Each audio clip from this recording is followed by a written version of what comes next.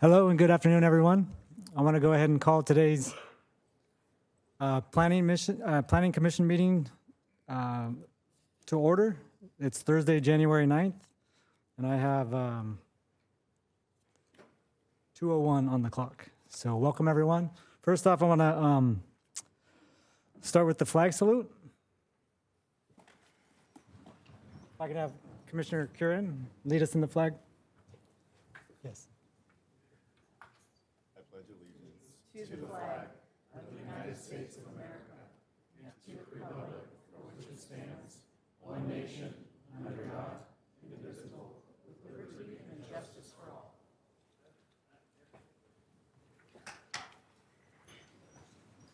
Thank you, everyone. Again, welcome. I want to welcome all the council, mayor, and staff. I appreciate your time. I'm going to go ahead and open up the roll call here.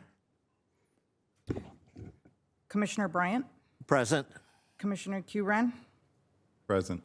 Commissioner Gray, Present. Vice Chair Chanter, Present. and Chair Augustini, Present. all present. Thank you. So first, next on the agenda is I'm going to open up to commissioner comments.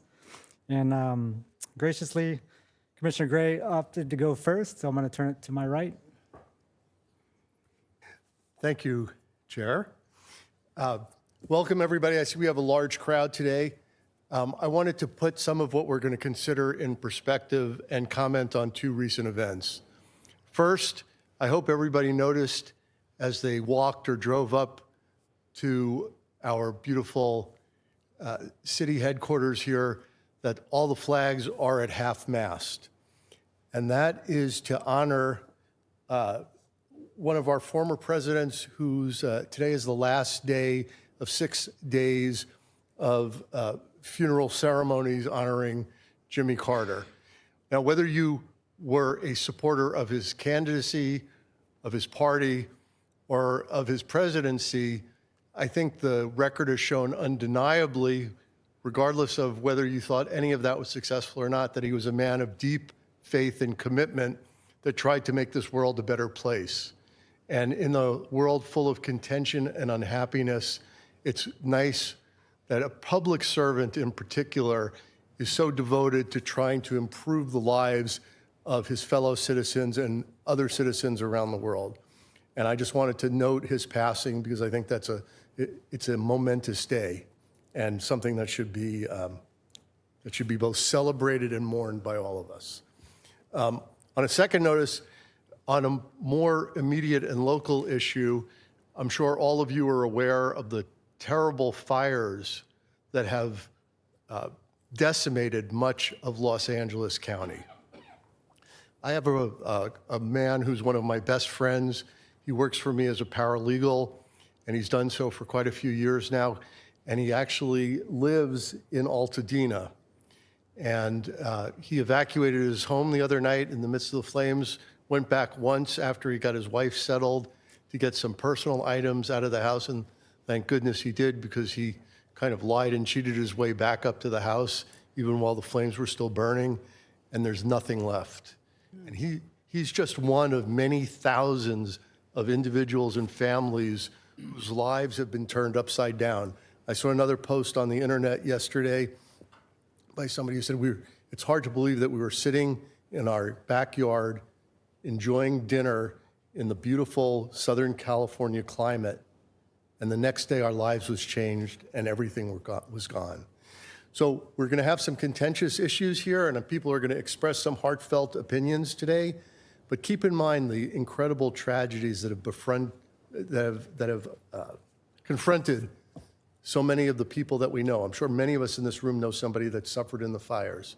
So I think that to me puts in perspective a lot of the other things that we end up disputing and fighting over. And I hope, again, that this can help us maintain an attitude of civility and fairness towards everybody else who's present. Thanks very much. Thank you, Commissioner. I'll turn to my left. Commissioner Curran. Well, first of all, well said, Commissioner Gray. I agree with all of that. And second of all, just Happy New Year. I'm looking forward to the new 2025, and we've got some exciting things on the books. And again, I'm happy to be here. So That's all. Thank you. Commissioner or Vice Chair Chanter. Well, first of all, I'd like to wish a happy birthday to City Councilman Steve Downs. Happy birthday. And I too, I agree with Commissioner Gray, having lived through and experienced the Tubbs fire in 2017 in Northern California, where I had just so many friends lose their homes. In fact, we lost 5,000 homes in Santa Rosa area alone where I lived. So I appreciate the great grief and consternation and challenges that everyone will face moving forward. And it's important for community to come together during these times, these very drastic times. The only other thing I'd like to do is thank the city staff again, because they spent so much time with each of us individually to go over all of this agenda item, and several items actually. And we took at least an hour each to do this. And I understand there were 41,000 pages printed for us. And we even ran out of paper and binders in the general area because there was so much paperwork. So thank you to the city staff for all their hard work in preparing us for today. Thank you, Vice Chair. And I echo those same remarks. Staff is amazing. Just putting the presentation together, going through what we need to do and have a successful meeting. I thank all of you for your time. And again, I welcome everyone to 2025. And my heart goes out to all the families and victims of the wildfires.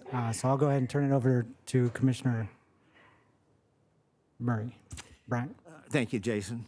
And again, David, well said. Well said. Two comments.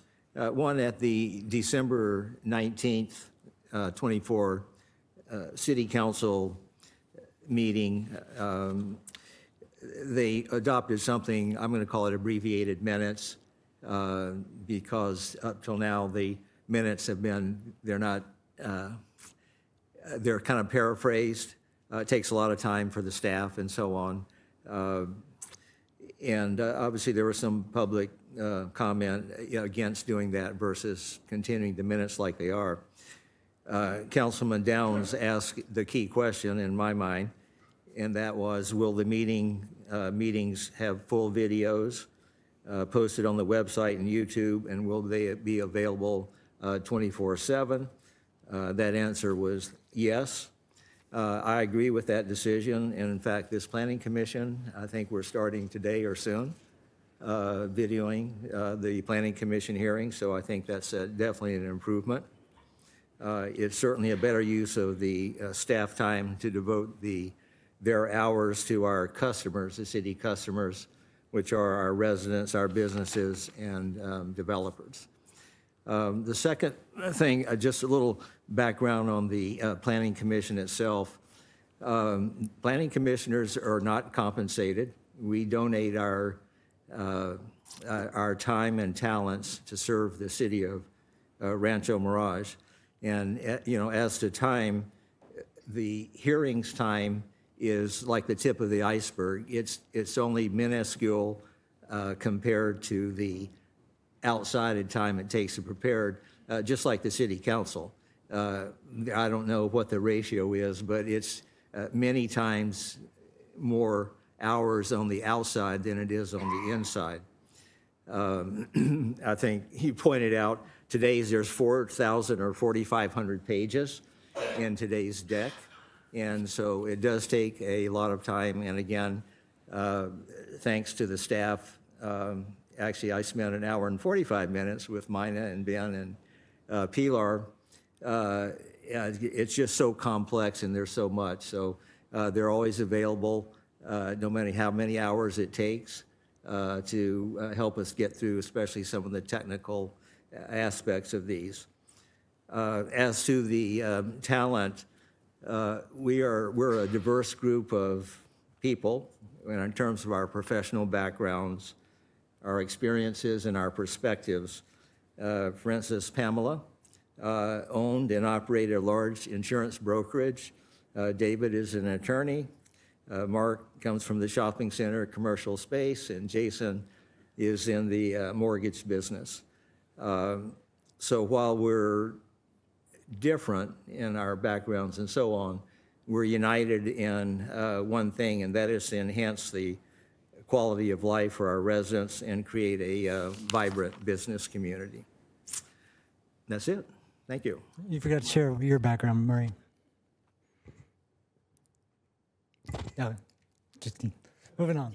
All righty, so next on the agenda is our non-agenda public comments. This is an opportunity to speak on issues not on the agenda for a maximum of 3 minutes. I want to remind everyone to please come up to the podium. When you come up, you have a maximum of 3 minutes. Please state your name and address for the record. So I'll turn it over. I have one speaker card for non-public agenda comments, and that's Brad Anderson. Thank you.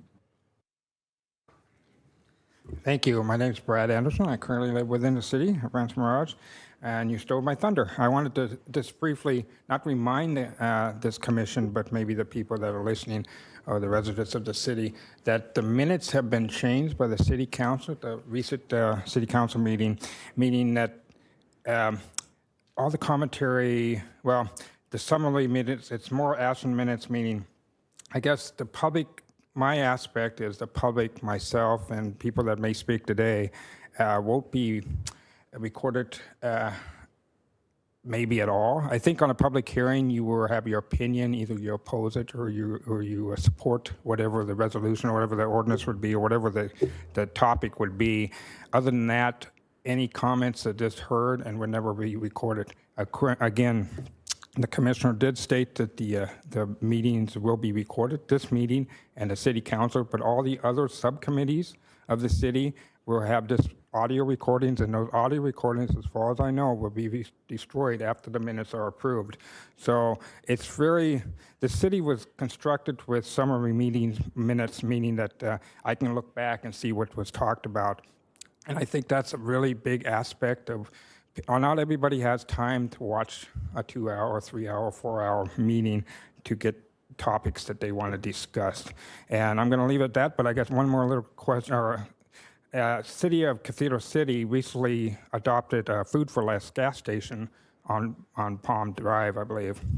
And the residents around there opposed that, and they went to the Planning Commission, and the Planning Commission sided with the residents. But the city council came in and reversed that decision.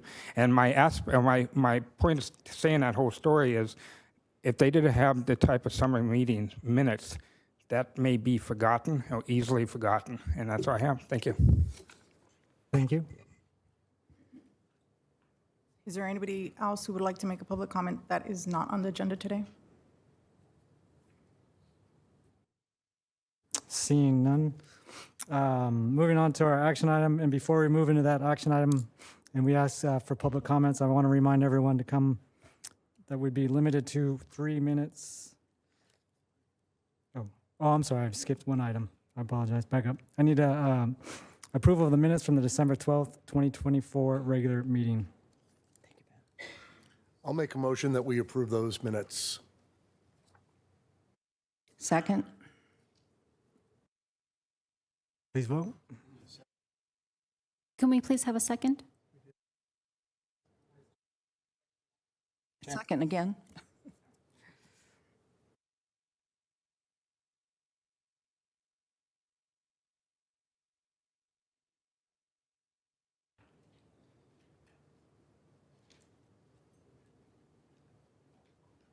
Motion passes 5-0. Thank you. Now, before asking for the staff report, again, I want to remind everyone, when coming up, you will be limited to 3 minutes. So if you go long, I will ask you to wrap it up. So I'll turn it over to our first agenda item and have Leslie provide us with the staff report. Oh, I'm sorry, and I believe our city attorney would like to first make a... Thank you, Chair. Since the first item before you is the periodic review of the development agreements, I just thought it might be useful to remind the Planning Commission, as well as maybe the public, essentially a brief summary of sort of what a development agreement is. Generally speaking, development agreements are contracts between the city and project proponents and that govern land uses that may be allowed in a particular project. Both parties to the agreement receive benefits, giving cities greater flexibility in imposing conditions and requirements on projects that may not otherwise, through the more traditional land use entitlement process, be able to, while developers are afforded greater assurance that once the project is approved, it can be built. When an applicant and the city desire to enter into a DA or development agreement, the allowable land uses and other terms and conditions of approval may be negotiated between the parties, subject to the city's ultimate approval.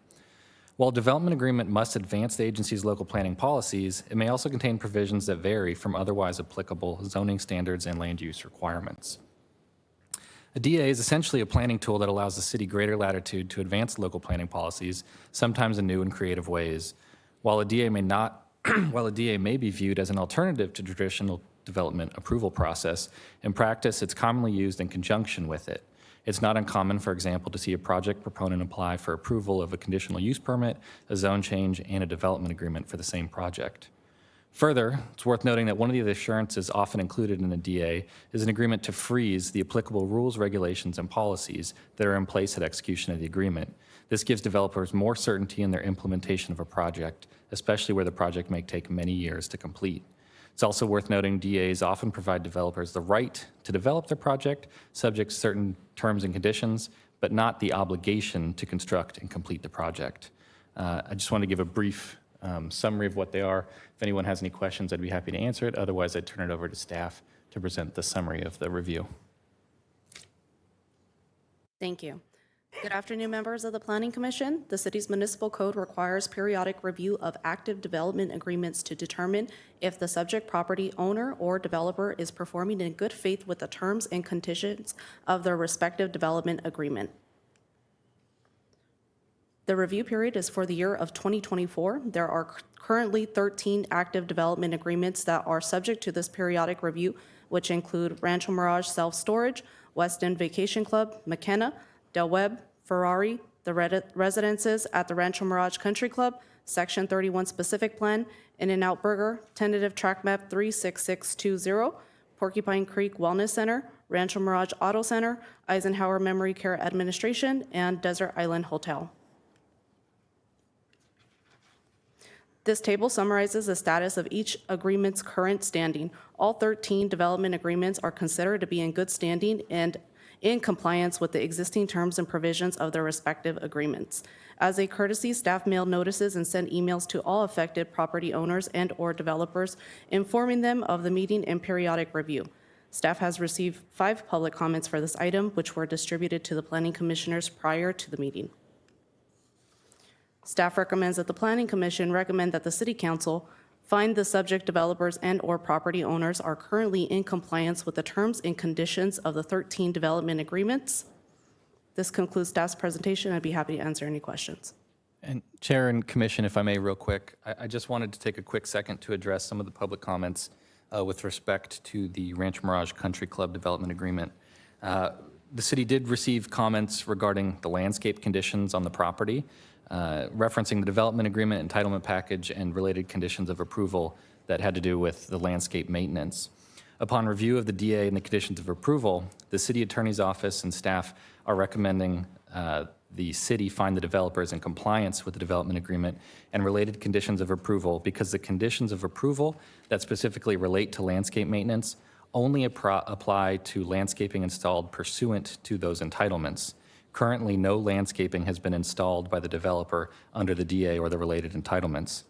Additionally, as staff summarized, staff further recommends that the developer, in this case the Rancho Mirage Country Club, is also otherwise in compliance with the terms and conditions of the development agreement. And if you have any questions on that point or any others, I'm happy to help. Thank you. So at this time, I'll go ahead and ask for public comment. I have Mike Coons. Mark Coons. I apologize, I had Sorry. 3 minutes, I was set for 5, so.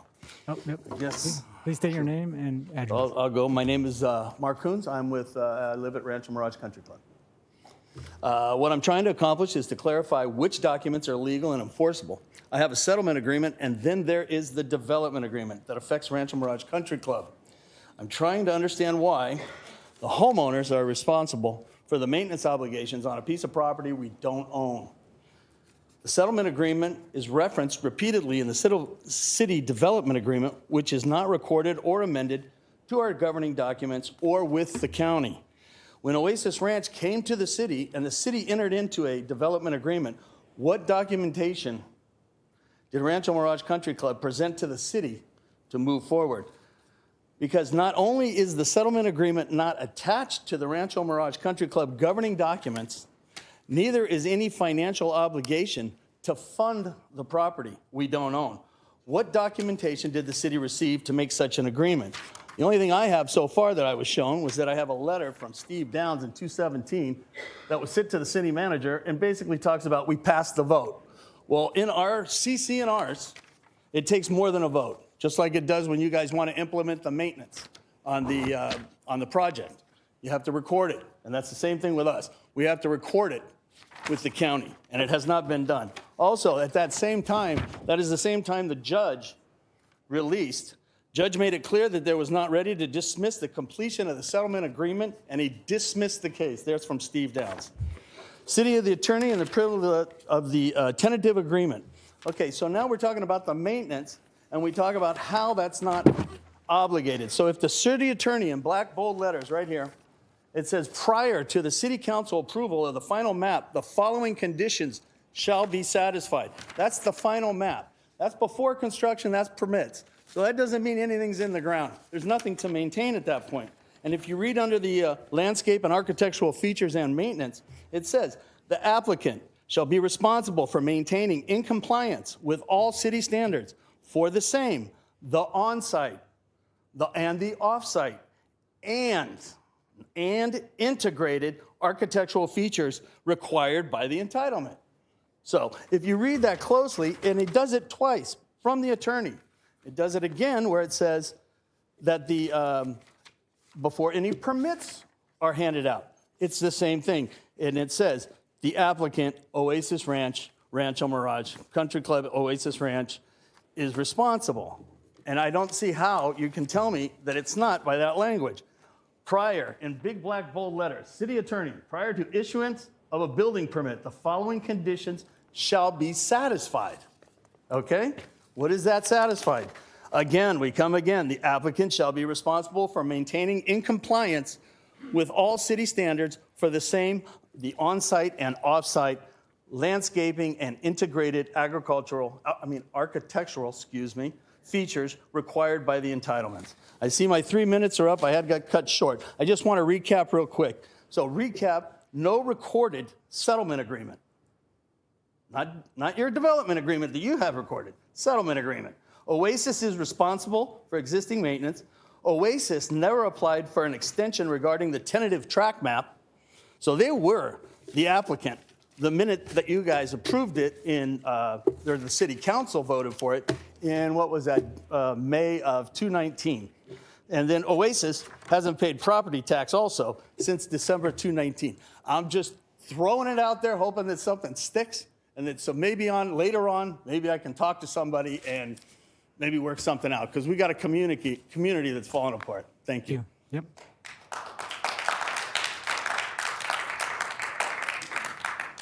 Rob Kovacs.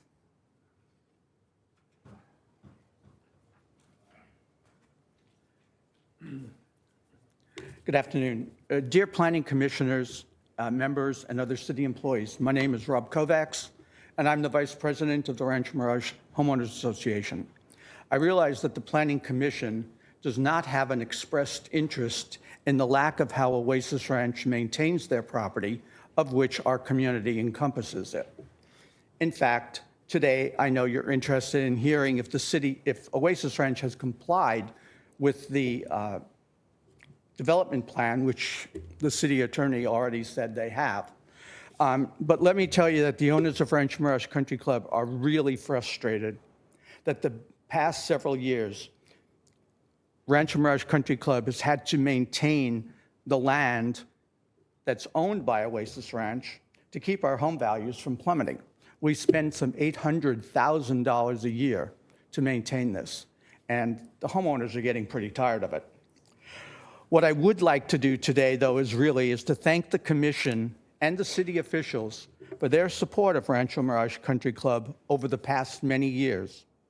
A special thanks for the code compliance review on the conditions of the clubhouse and the lack of maintenance by Oasis Ranch landscaping around the clubhouse and the exterior trees.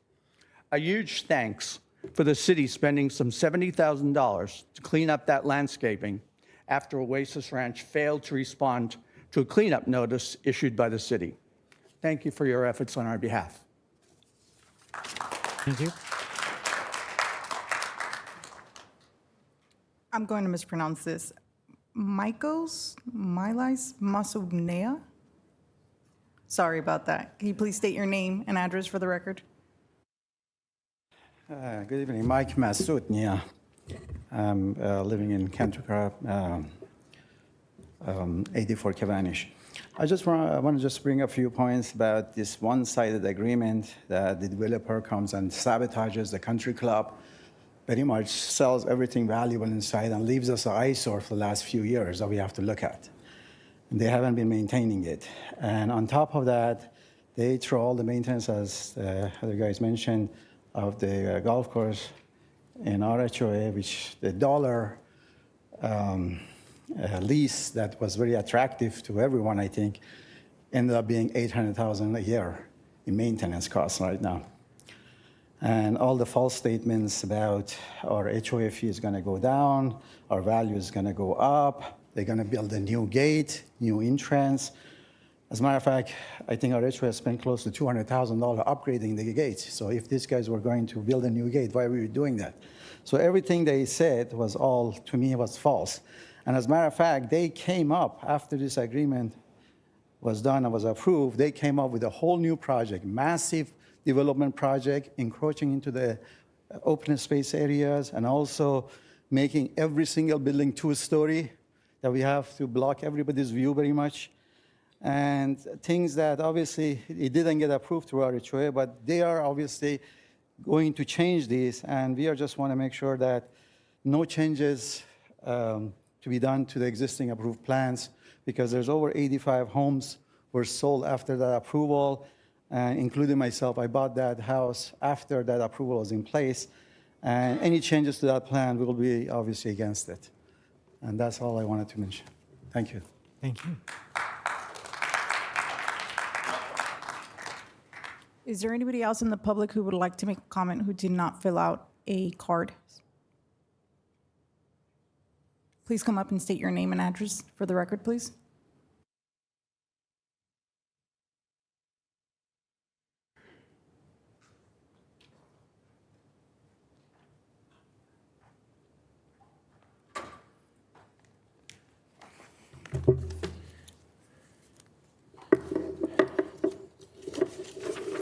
So we've been talking about, my name's Tim Adams.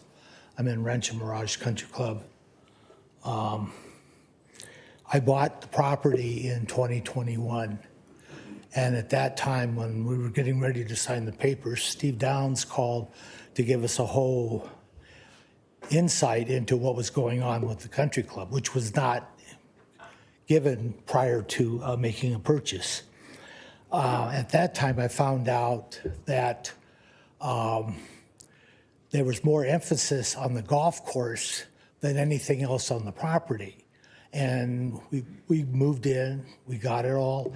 But a lot of times I'm feeling like there are pieces of information that are left out deliberately. Now, in that regard, Craig Trout, our current president, went ahead and put together an email saying that the city basically will let Rancho Mirage, will let the Oasis Development Company, whatever, do whatever they want, in the sense of they have no obligation.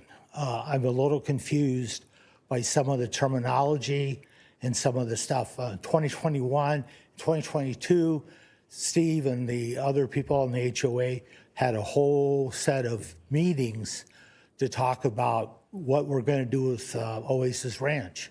And the things were very convoluted. Things are continuously, and here I am in 2025, not knowing when this thing started with, why the developer didn't finish it, why the city didn't take any action against the developer for basically saying, okay, you sign papers, you don't have to do anything with the property. That's kind of the message that you're sending, that the developer is free to do whatever they want and not be responsible for everything.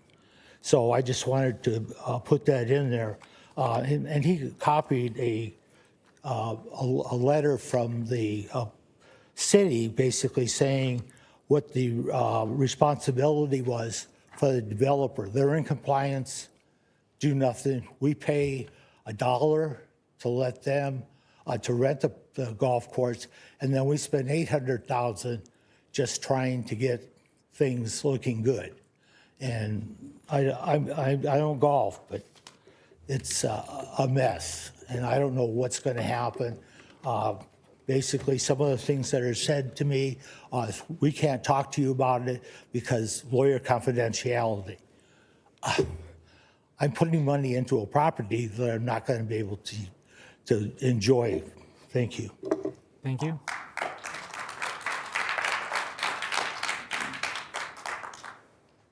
Is there anybody else in the public who would like to make a comment at this time? Public comments will be closed at this time. Chair and Commissioner, if I may make one additional comment, especially with respect to the first speaker. He is correct that the conditions of approval and some of the language he cited did say that prior to certain occurrences, like a final map or issuance of building permits, certain things had to take place. To date, no formal action has been taken by the developer to pursue the entitlements, including a final map or any building permits. So therefore, that's why our office's determination or recommendation is that those maintenance obligations have not been triggered. I'd note too that the conditions of approval also contemplated sort of a phased project with certain improvements and conditions being triggered upon phase one, as it was referred to. And to date, again, no action has been taken, which is why our recommendation is that those conditions have not been triggered yet. Can I make a response to that, please?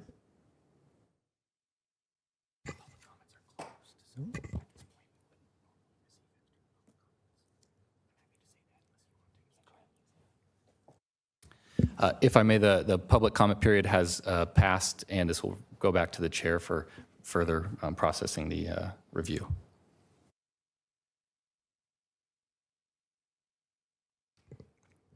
Thank you. Thank you for your comments. Thank you, everyone. I appreciate that. So now at this time, I'm going to go ahead and open it up to commissioner comments. Chair Agostini, may I make just one more additional clarification in reference to the maintenance obligations cited in the development agreement? Those are directly tied to the entitlements that are part of the development agreement, not existing conditions. Thank you. So I'll go ahead and open it up to commissioner comments, and I'll start to my right here with Commissioner Gray. Thank you, Chair. I guess if I go first at the beginning, I go first the rest of the time, too. It appears that for agenda item 1, the only matter in controversy is regarding the development agreement with Oasis. I have to defer to my review and to our very competent planning staff who put a lot of effort into, along with our city attorney, that there is no current violation or dereliction between the developer and the city regarding the developer agreement. And those are the only two parties to that agreement. I understand that the residents of Rancho Mirage Country Club may feel that they are to some degree third-party beneficiaries of whatever deal was reached. And I feel a little bit not adequately informed, not about the decision that the Planning Commission has to make today. I feel we've been given the information we need, but I would really love to see the settlement agreement that was reached between the homeowners who found themselves in a terrible condition with a deteriorating property and Oasis, who is the owner of that property.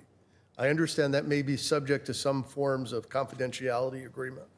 and so may not have been provided. I also understand there was a statement made at the time the city council approved the development agreement that there had been no review of the settlement agreement. Again, perhaps because of the reasons I indicated.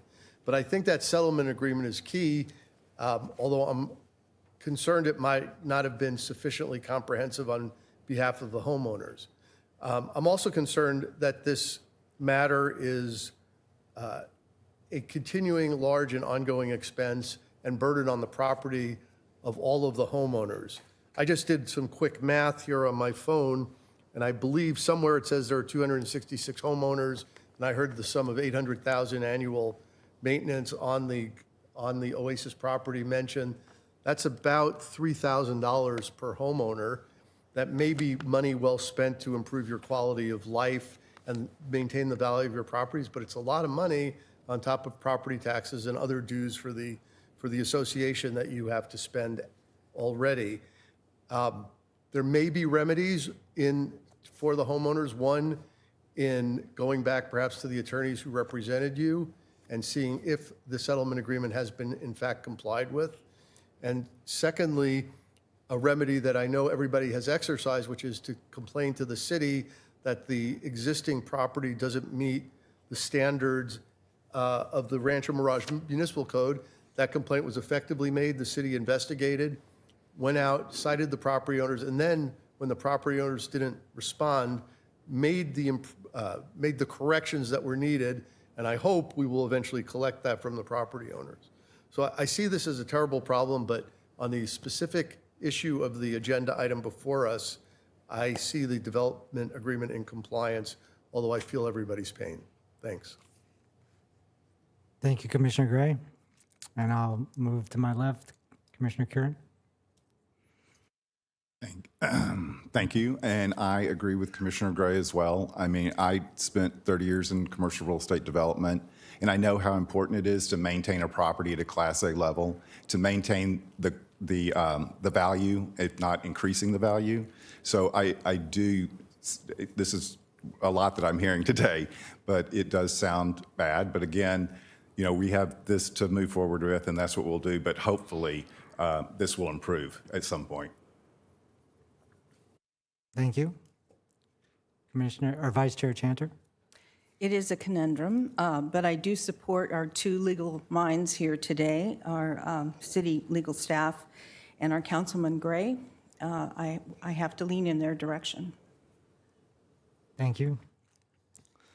And yeah, I agree, and I appreciate again staff's time in preparing us for this controversial topic today.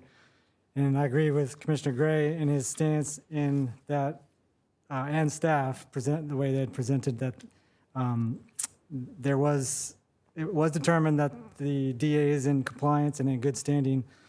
And so I don't see anything that would prevent us from moving forward. So I don't have any other comments. Oh, I'm sorry, Commissioner Bryant. Thank you, Jason. I think enough has been said in terms of the development agreement vis-a-vis the Property Owners Association. Yes, this has been a long, contentious battle that you've had. Maybe your issues are litigation with the owner or whatever, but that's up to you. Even prior to the meeting, Mina and team did spend time with me explaining the development agreement and the legal standing of it. So I'm satisfied with the decisions of the city and the city attorney. So I want to turn to something different, and that is the Planning Commission. Also, of course, we make recommendations to City Council, and both. Sometimes things come before us that are very contentious, and I want to highlight a couple of them in the past. That was the In-N-Out Burger. Most in my 6.5 years on the Planning Commission, it's the most contentious that we've had. Many of the residents were against it for a whole litany. I won't list the 12 things or 13 things they were. But the city and the planning commission, the city council worked tirelessly with the company to address all those issues. And again, I won't go through them, but, traffic, noise, on and on and on. I spent a lot of time driving through, timing how long it takes to go through the neighborhood and so on. But there were many things that were done and that the company did to make sure that those issues, it opened. It's been open 3 years now, I guess, 4 January 22, 3, 4, yeah, 3 years. And none of those issues have come about. And a lot of that was, again, the work of the city and working with the In-N-Out Burger. And in fact, I believe we've had some of the residents come to the city and say, the ones who complain very voraciously, vociferously, excuse me, and that none of those things came to pass. So again, every decision that's made, everybody doesn't agree with it, but the city does, the staff, the planning commission, the city council tries to do everything to satisfy everybody, along with, we do have to have businesses. We have to have a vibrant business community here because we have to generate revenues to support the city and all the services. Another example was the Porcupine Creek, not as contentious, but a lot of people, the residents had concerns about the traffic during construction, on and on and on. And again, many things were done to make sure those didn't happen. The side entrance for the trucks, the employees, and in the first 4 or 5 months of that was going on, I went over there every week and drove up and down every street and drove up down where the trucks were going to construction to see if there was anything going on. And Mina, have we had any complaints about the construction of Porcupine? No founded complaints. Okay. So I never saw anything, but again, a lot of work on the part of the staff, the city, to make sure that the concerns of the residents, and it's a great development and it's needed for the city. It enhances the status of the city, and obviously it generates tax revenues that are very important for the city. That's it. Thank you. Chair, if I may just make a few comments. Yes.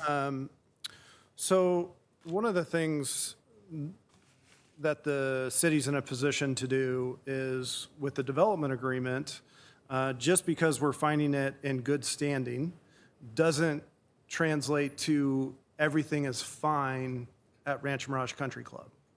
Obviously, we've had abatement issues there, and we can hear the frustration from the homeowners. But just as originally when we were going through this process, the city doesn't enforce a private agreement. So the settlement agreement and the lease that they have currently that gives homeowners access to the golf course that they don't own in their community, those are private agreements. The city's not a party to that. And so it's not the city's role to enforce those private agreements. That's a civil issue. The reason that plainly you're seeing the development agreement that we're concluding it's in good standing because it dealt with a project that they never built. So if they would have built the project that was approved, then there would be many more applicable provisions in this development agreement. So we are fully aware as a staff of the issues going on out there. We are also in a position where the property owner has rights. So the property owner of the golf course has rights, as do the residents that live there. And so when we get into these situations of maybe a property isn't being maintained, we have to defer back to our municipal code. And it is an objective review.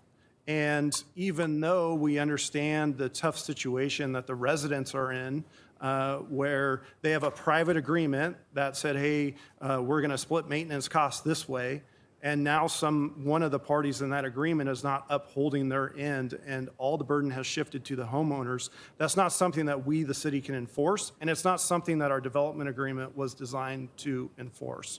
So as we continue to move forward with this process, we will continue to utilize the tools that the city has available to us. So if conditions deteriorate, then we can get into the realm of our code department and using the abatement process that is available to us.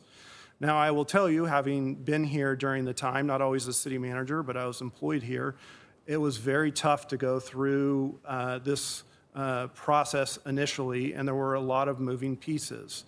And so, you had a person come in and buy a golf course in the middle of a community, and then they just stopped watering, and everything died, and then they erected an illegal chain link fence, basically chaining in the residents so that they could not access the golf course in their community. That chain link fence was outright illegal, right? So the city had to go through, and we used our abatement process and said, remove it, remove it, remove it. They didn't remove it. We went to court, and the court said, it's an illegal fence, remove it. They still didn't do it, even with a court order. And so the city had to go in through our abatement process, and we removed the fence, and then tack those charges onto the property owner. And so, when we get into situations like this, there's multiple moving pieces here, but I don't want anyone to be confused that the city thinks that everything is fine out there. I just think you're expressing your concern on a document that doesn't address the issues that you're facing today.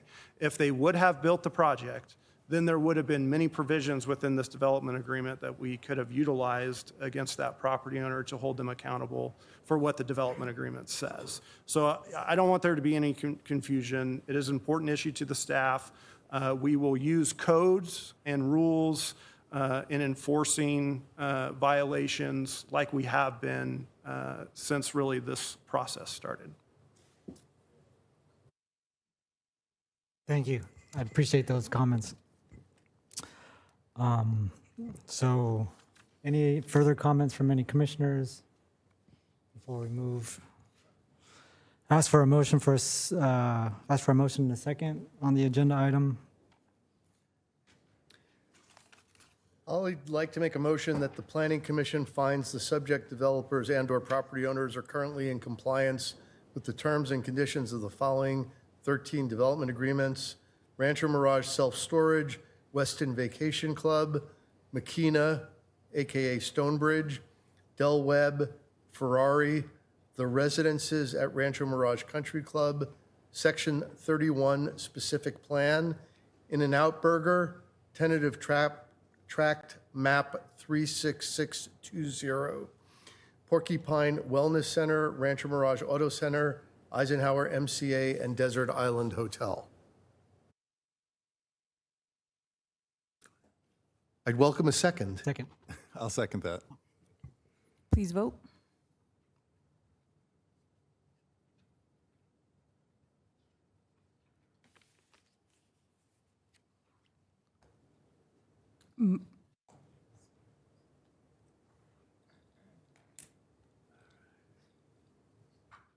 Motion passes 5-0. Thank you. So moving on to public hearing item number 2. Oh, I'm up. 2.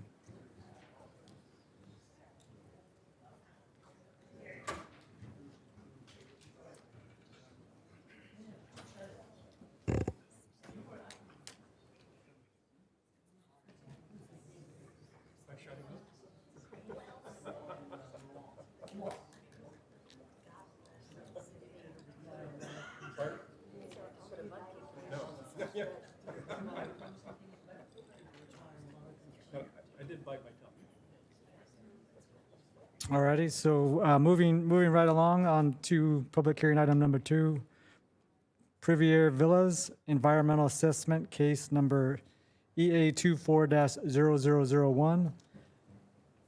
And now I'm going to turn it over to Pilar for Thank you. Thank you, Chair Presentation. Agustini. Give us Thank a you. moment as there's a presentation. And good afternoon, Planning Commissioners. I have for your consideration Preveri Villas, a proposed 3D printed residential development. The applicant is Palm Coast Modular. The Preveri project is located at the southwest corner of Villa Josefina and Ginger Rogers Road. The project spans 2 existing parcels and is approximately 10 acres. The site was previously used as an equestrian training and boarding facility. The project involves a general plan zoning map amendment to rezone approximately 10 acres from very low density residential RL2 and medium density residential RM to low density residential RL3, which allows up to 3 dwelling units per acre.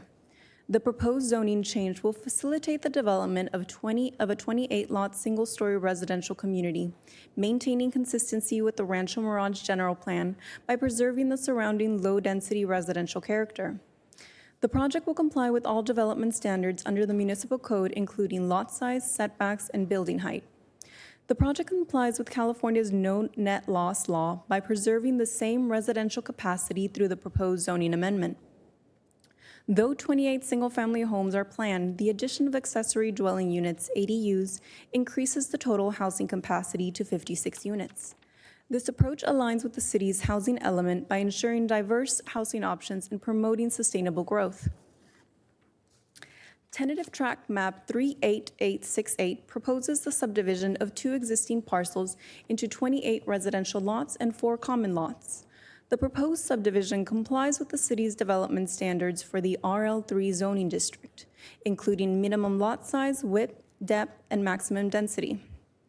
Lot sizes will range from 12,000 square feet to 14,542 square feet, with a density of 2.8 units per acre, meeting the maximum allowable density of 3 units per acre.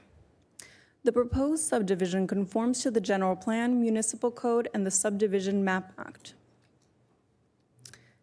The project site includes a gated entry with a 37-foot private roadway with a cul-de-sac for internal vehicular circulation and designated retention basins for stormwater management. Each lot is designed to accommodate a 3D printed modular single-family home and a detached garage with an ADU. Each lot will have a private vehicle gate. The project includes a secondary emergency access off of Via Florencia. On screen is a rendering of the development. The homes are defined by their clean lines, geometric patterns, and large minimalist windows, creating a seamless integration of indoor and outdoor living. Floor Plan A emphasizes space optimization and open concept living, creating seamless flow between kitchen, living, and dining areas. Large windows and well-placed access points enhance natural light and create open and airy atmosphere. Floor Plan B follows a similar design but offers an alternative layout with a greater focus on outdoor connectivity, featuring sliding doors that open directly to patios and outdoor spaces. Both plans balance private and communal areas, promoting comfortable and flexible living. This rendering shows the proposed Textures 1 and Textures 2. Texture 1 proposes architectural details for a dynamic fast facade. Vertical elements such as accent panels create visual interest, adding a layer of depth to the structure. Large windows are a focal point, strategically placed to frame views of the surrounding landscape while providing ample natural light. Texture 2 is a different variation that plays with shadows to provide more architectural interest. Now we have a rendering showing Texture 5. Texture 5's overall design creates a dramatic statement with the vertical diamond pattern while staying true to the modern look of the development. The ADU is designed to provide a fully functional living space while remaining an accessory to the main home. The layout includes a small kitchen, a living area, a bedroom, and a bathroom. A 2-car garage is attached to the ADU building. The ADU is minimalist with smooth surfaces and clean lines that blend seamlessly with the rest of the development. Windows are sized for efficiency while maintaining a bright interior. The facade of the ADU is designed to complement the surrounding structures using the same materials. The materials board outlines the chosen palette for the exteriors, featuring a selection of materials designed to withstand the local climate while providing aesthetic appeal. Colors are neutral and earthy, ensuring that the buildings blend seamlessly into the desert landscape. The community entry and parkway landscape design establishes a welcoming and visually appealing entry, featuring drought-tolerant plants including native shrubs, succulents, for low maintenance and desert-friendly landscaping. A tree-lined parkway provides shades and complies with the Section 30 landscape design guidelines. As shown, per condition of approval number 23, additional palm trees will be added between the canopy trees in the final development plan, enhancing the parkway's aesthetics.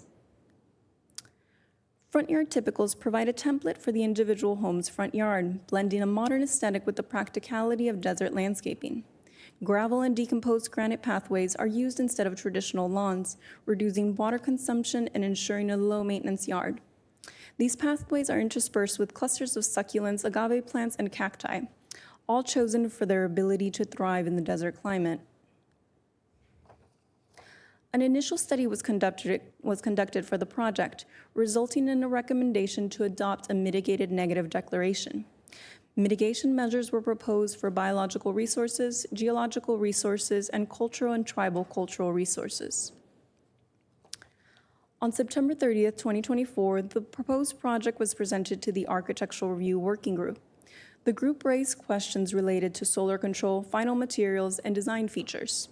Conditions of approval 21, 22, and 23 require that these issues be resolved as part of the final development plan submittal. Public hearing notices were sent out on December 20th, 2024.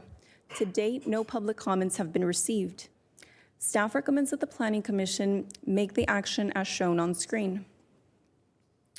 This concludes staff's presentation. I would now like to invite the applicant to the podium. Staff is available for any questions. Thank you for the consideration. Thank you.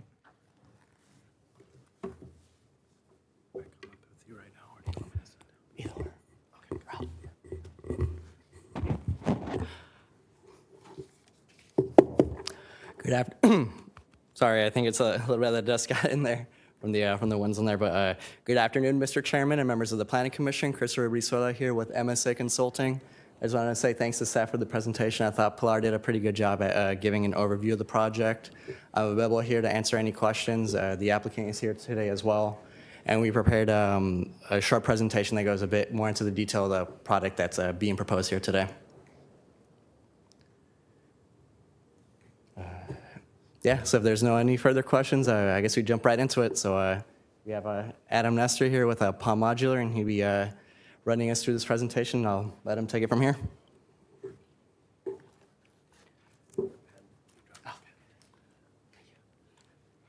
Thanks, Chris. Hello, everybody. My name's Adam Nestor, CEO and co-founder of Palm Coast Modular.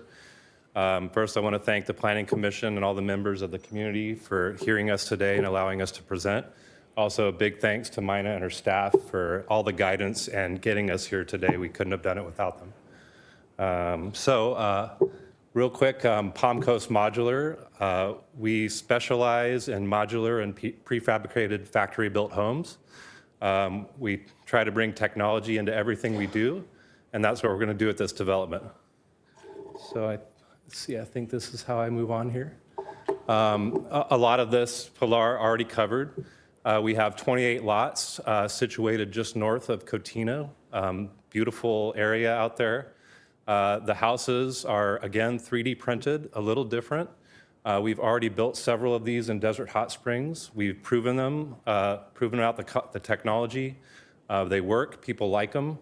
One thing kind of relevant right now is they're fire resistant, actually. So the walls themselves are printed from a material that's kind of like concrete. It's actually a geopolymer, so it's not concrete. It lasts a lot longer. But I actually live in the Eaton Canyon fire zone and just came out here. And luckily, my house is not threatened, but these houses we're going to build would have no problem out there. And I know fires probably aren't a concern as much here, but seismic, they are way up to the standard, and they're also made to withstand hurricane force winds. So we could build these in Florida. I believe the wind rating is over 200 miles an hour. So they are rock solid. They'll last a long time. They're highly sustainable. There's virtually no wood in the whole building, a couple little places. The 3D printed aspect, so they're actually printed in a factory in Mexico and shipped up here on a truck. They're large monolithic panels. You may have seen 3D printing, but it's actually a robot on sort of an arm that goes and just goes back and forth and prints the panels. And that allows us to do those different textures and colors you saw. So if we were building these in Cotino, we could print Mickey Mouse on the side of the building, literally, if we wanted to. The other aspect of 3D construction is that it's virtually zero waste. So we're not cutting anything. There's a little bit of milling and polishing of the panels, but you're not taking a bunch of lumber to a site and cutting it into pieces and throwing away 20% of it. Also, key aspect of factory built is that it's a little better on the environment. We don't have a bunch of people coming to the job site. We try to do as much as we can in the factory and centralize production. That minimizes traffic, people driving cars to the site. Lots of benefits to be had. As far as the location, as I said, it's close to Cotino, very accessible to a lot of commercial space, close to the 10. And there's sort of a wide swath of, dare I say, a sand dune out there between where we are and a lot of the shopping. So we're starting to build into that area.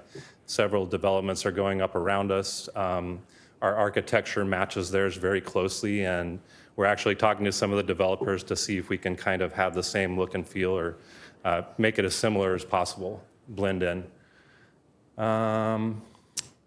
So Rancho Mirage is going to gain a lot here. These are high quality luxury homes, modern, high tech, and they're going to last forever. So hopefully nobody wants to tear them down because they're very well built. But that we have the desert themed architecture. Hopefully that was evident in the renderings. We want to kind of just blend in, but also have the sort of contemporary mid-century modern look that a lot of the houses around here show. Green construction. So once we stand the walls up on the foundation, a lot of it is traditional construction after that. But all throughout the process, there are design features where we've tried to make it net zero. The manufacturer Mighty Buildings, that was one of their core emphasis all along the way. We even use basalt rebar in the foundations. That's a little more environmentally friendly. But this project and this product was, from the outset, was done with sustainability in mind. So keep going. So again, just getting into the architecture here. Did I go two there? There we go. You can see the mid-century modern look, the tall floor-to-ceiling glass, and again, just trying to blend in. We have, desert-friendly plants, of course. Yeah, hopefully you guys get the sense of what we're trying to build there. Okay, again, the 3D panels. So those textures you see, they're literally a catalog available to us. We picked the ones that we thought best blended in. The picture on the left is our Desert Hot Springs development. That's the model home in construction. So you can see the panels there. Basically, you just pour a standard slab on grade and then get the panels out there and drop them in with the crane and bolt them down. We connect them all together to give them shear strength, and then we crane in a roof cassette, we call it, which is a prefab roof piece. And once that shell is built, then the rest of it is very much traditional construction after that. The interiors are ultra modern, sort of a European look. And all of this is basically a kit. So it's sort of a unique thing. The manufacturer gives you the wall panels, but they also give you everything that goes inside the building. So that also centralizes procurement. We're not going out, getting a bunch of stuff just in time.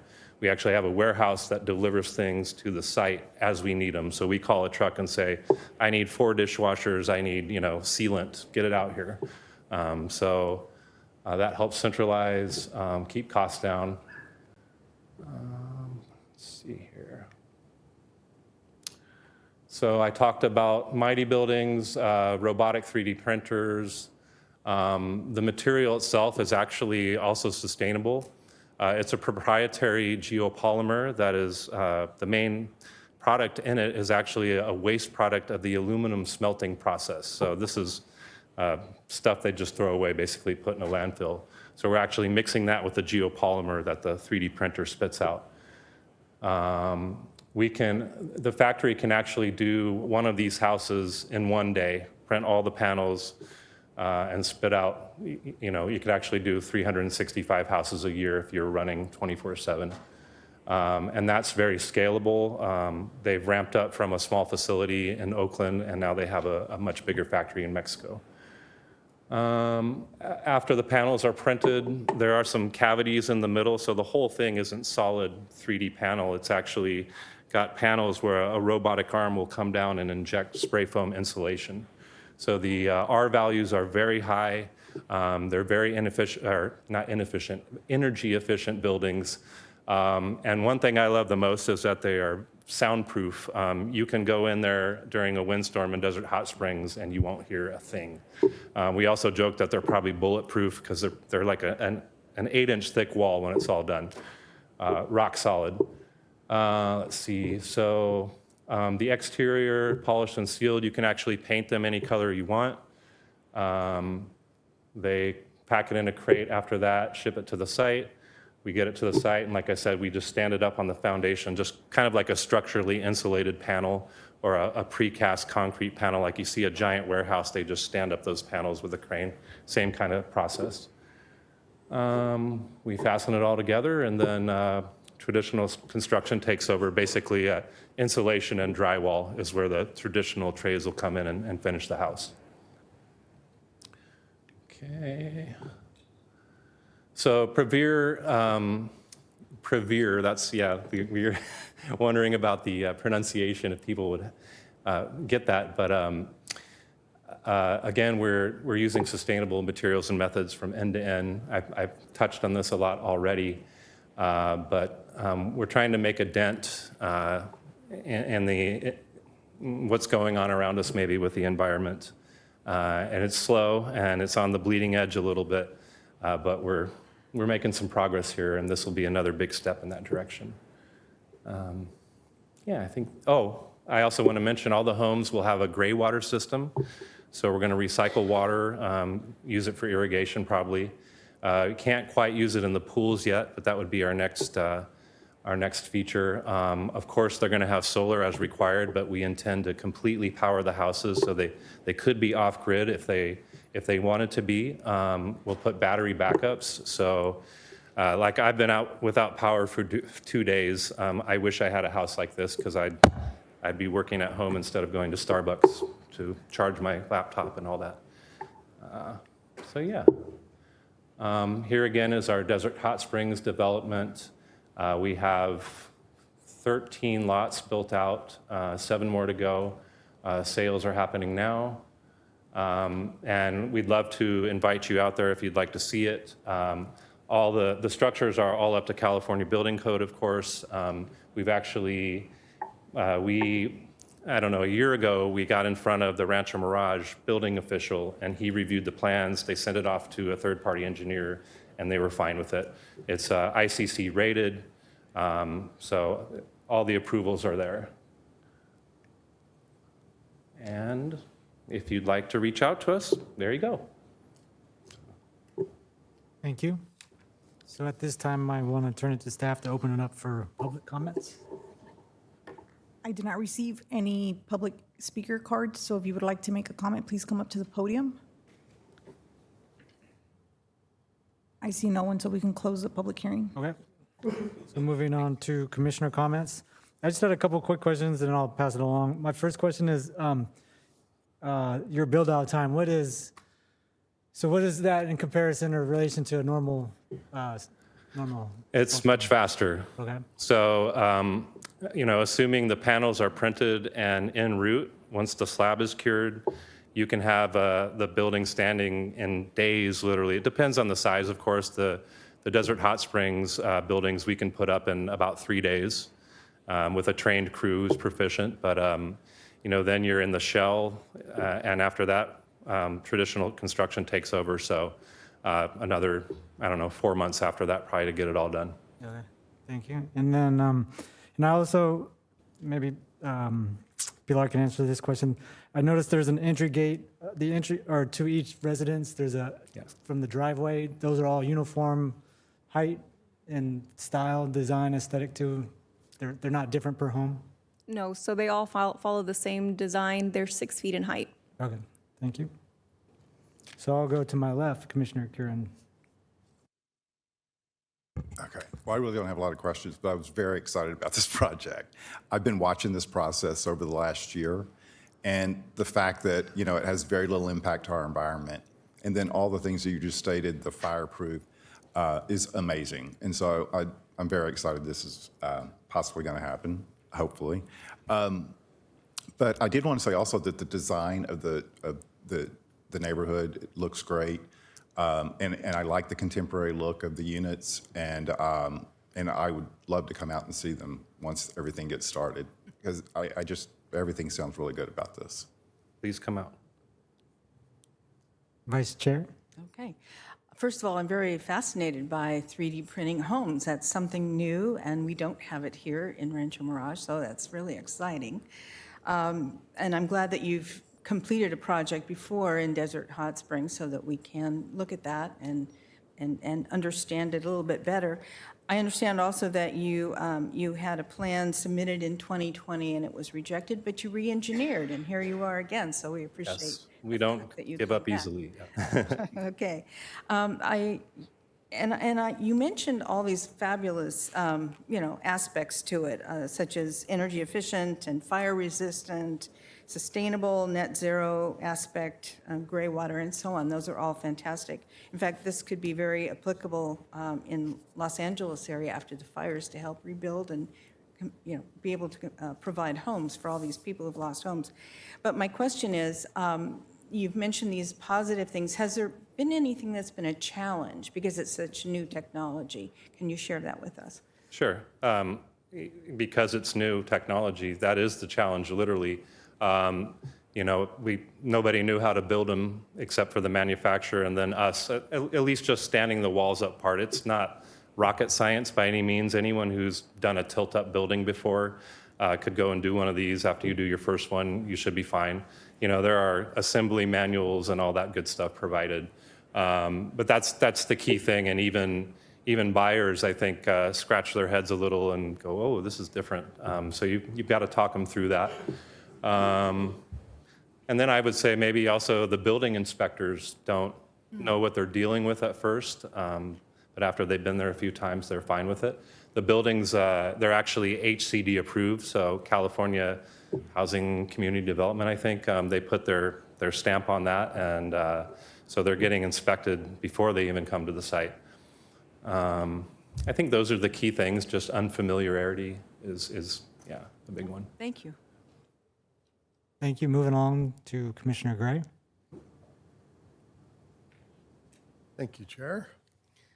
I actually have a number of questions about this as well. Let me start with the first one, which is, do you have any idea of what the market price of these units are going to be? Yeah, we think they'll list in Rancho Mirage the lot for $1.9 million, and that includes the back ADU as well. And have you done any analysis or comparison with conventional construction in terms of cost? Seems like this is not any much of a cost savings, maybe more expensive. You're correct. It's not a savings yet. It does cost more to print these and ship them and do what we're doing. As the technology has scaled up, it's gotten cheaper, of course. So before, when they just had a little printer in Oakland, it was very expensive. But now that they've scaled up their production, it's come down a lot. It's still, of course, it's cheaper to do stick built, but that's not what we do. So, Enjoy the fact that you're blazing the trail here. I hope it becomes less expensive. When I first saw this, I was initially more excited because I thought it was another potential answer for California's housing crisis, part of which is the cost of everything. And this doesn't seem to be there yet. It also seems, as I look at this, that there are two relatively modern technologies that you're using here. One is 3D printing, but the other is modular construction. Is that an accurate statement? Because I looked at the picture of the Desert Hot Springs development, and it looks like you're dropping an entire module onto the panel walls that are constructed. Can you tell me a little bit about the difference or similarities? Yes. These two things? Of course. So it's all modular to us. Modular is made up of components. So the walls are one component. The other major component are bathroom pods. So actually the two bathrooms in that unit you saw are manufactured in Pennsylvania and shipped out here. We're trying to get it more local, but with what we're going to do in Rancho Mirage, we're going to definitely, I'm not sure if all the bathrooms will be made in a factory, but we're looking at different ways to componentize anything we can, basically, and get it done off-site so that it comes here, we just drop it in and hook it up. Big concern in this area is energy consumption and the efficiency of insulation on a house. How does this sort of construction compare with conventional construction in terms of use of energy? Yeah, so the manufacturer will tell you they're net zero. I mean, I probably shouldn't say that here, but they do use, power, of course, when you slap solar on it.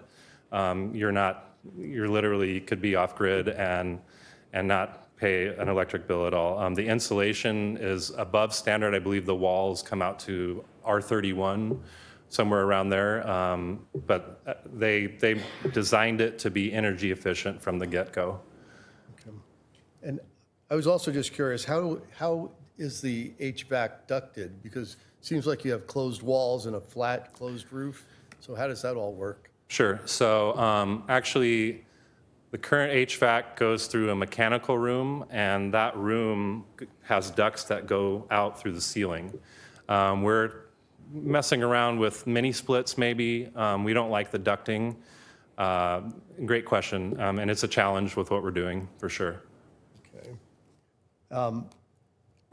Some of my questions you answered. When you put the 3D printed slabs up, are they self-supporting and just bolted to the foundation, or is there some other support, like a steel girder or something? Sure. So this particular iteration of the technology is going to have a steel moment frame construction, and the walls actually sort of snap into it. So it's called a curtain wall. The wall itself doesn't provide any structural support. It's just the 3D printed material. So the steel is doing everything. And that's bolted to the foundation, obviously. Well, like I said, I'm very, very curious about this technology, and I am really looking forward to the cost coming down for it.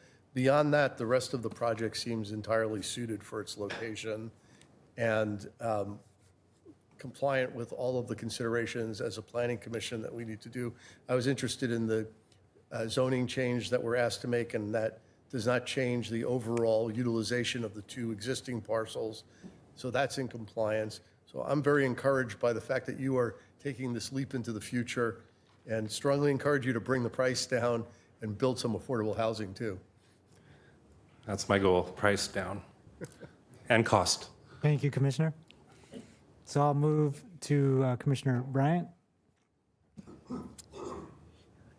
These are going to be, by the way, you asked a lot of the questions I wanted, and then your presentation answered many of the questions, so I'm not going to rehash those.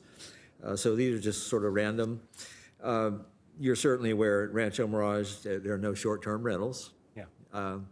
So since these are homes and ADUs, who is your intended market for these homes?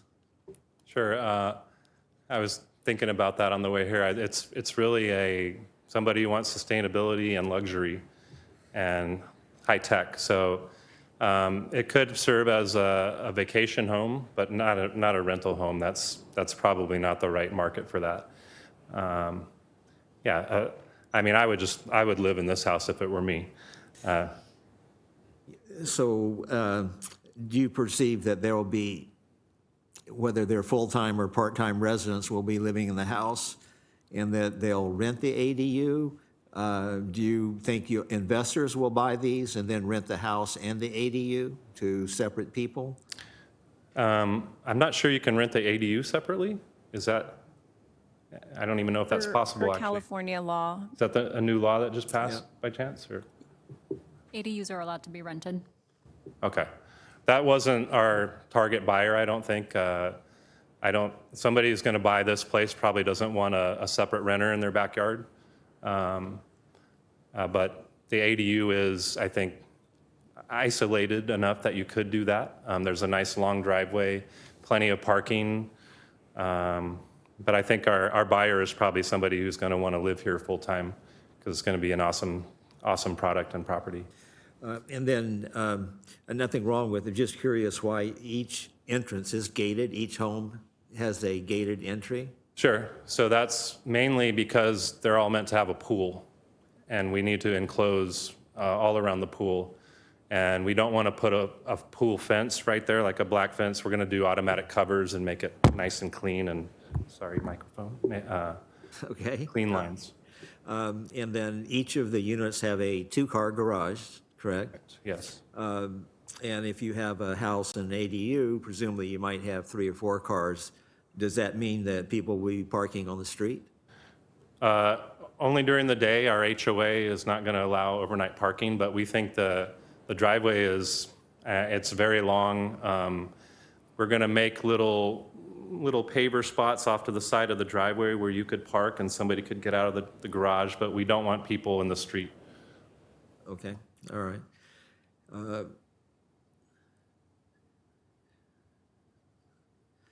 So a lot of questions you answered. And I did watch the Desert Hot Springs Planning Commission hearing on video. I'm not sure when it occurred. And then one of the questions they had was, is the ADU conventional construction or partial convention, or is it all conventional construction, the ADU itself? The ADU is the same construction. It's the same 3D printed panels, just smaller. Okay. Yeah, Desert Hot Springs has a slightly different ADU that was an earlier iteration of the technology. Yeah, it's all panels now. Oh, all right.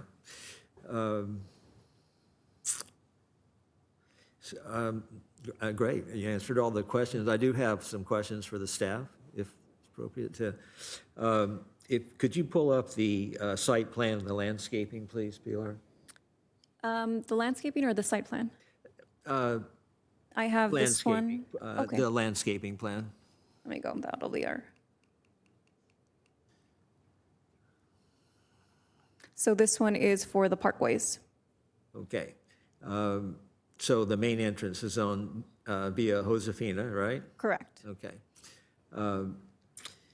So I think there was a new condition added in between the canopy trees. They have to plant date palms? Yes, and this slide shows the updated ones. The packet doesn't have them, but the applicant provided them this morning, so I updated the presentation. You can see, let me see if my pointer works. There's some palm trees here, and then on the Via Florencia one, there's some palm trees shown. The final development plan will be reviewed and we'll take a closer look at these, but per the condition of approval, staff will determine if the location of the palm trees is accurate for what we're asking, and if the type of palm trees is what we would like to see. So date palm or the other Washingtonia robusta? Washingtonia flifera. Flifera, which is what's shown here. Okay. You're showing here the Washingtonia? Yes. Okay. Please, not the robusta. Okay. And so that is on Via Josefina and Florencia? Correct. And will they be required to put the Via Florencia, put the road in? Yes, so they're half-width improvement, and then the other track that we're currently reviewing will be required to do their half-width. All right. And then on the other side, on the north side, I guess, it's another development. There's no road there on the north side, is there? Let me bring up that site plan so we can have it. There's no road currently, and they're not required to, oops, here we are. They're not required to do any improvements on this north side. All right. And of course, mine, I know you're waiting for this. hopefully they will not use for ground cover jagged rock No, there will not be jagged rocks. and cactus and pointed stuff close to a pedestrian walkway anywhere. Nope, and that is also a condition of approval. Okay. In this project, if the house and the ADU are rented separately or whatever, over a certain amount of time, obviously it can't be under the short-term rental. Do we get TOT on things like that? Not for regular rentals. They would just be treated as regular rentals, and per All right. state law, they're allowed. Okay. Okay, those are my questions. Thank you, Commissioner. Any other commissioner comments? I see none. So I want to go ahead and open it up to a motion for a first. Okay, I move that the Planning Commission adopt Resolution 2025 PC. Next in order, recommending that the City Council take the following actions. A, adopt Resolution 2025 approving and adopting the mitigation monitoring and reporting program and mitigated negative declaration, SCH 2024-101-279, for the proposed project based on environmental assessment case EA 240001.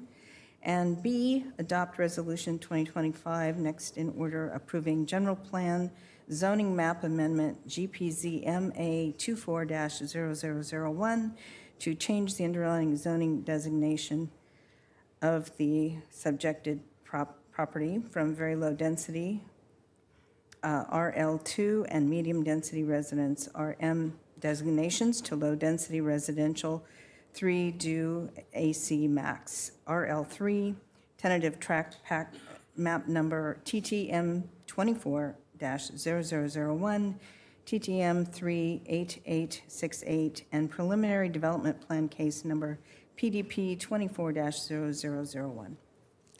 I'll second that motion. Thank you. We have a motion and a second. Please vote.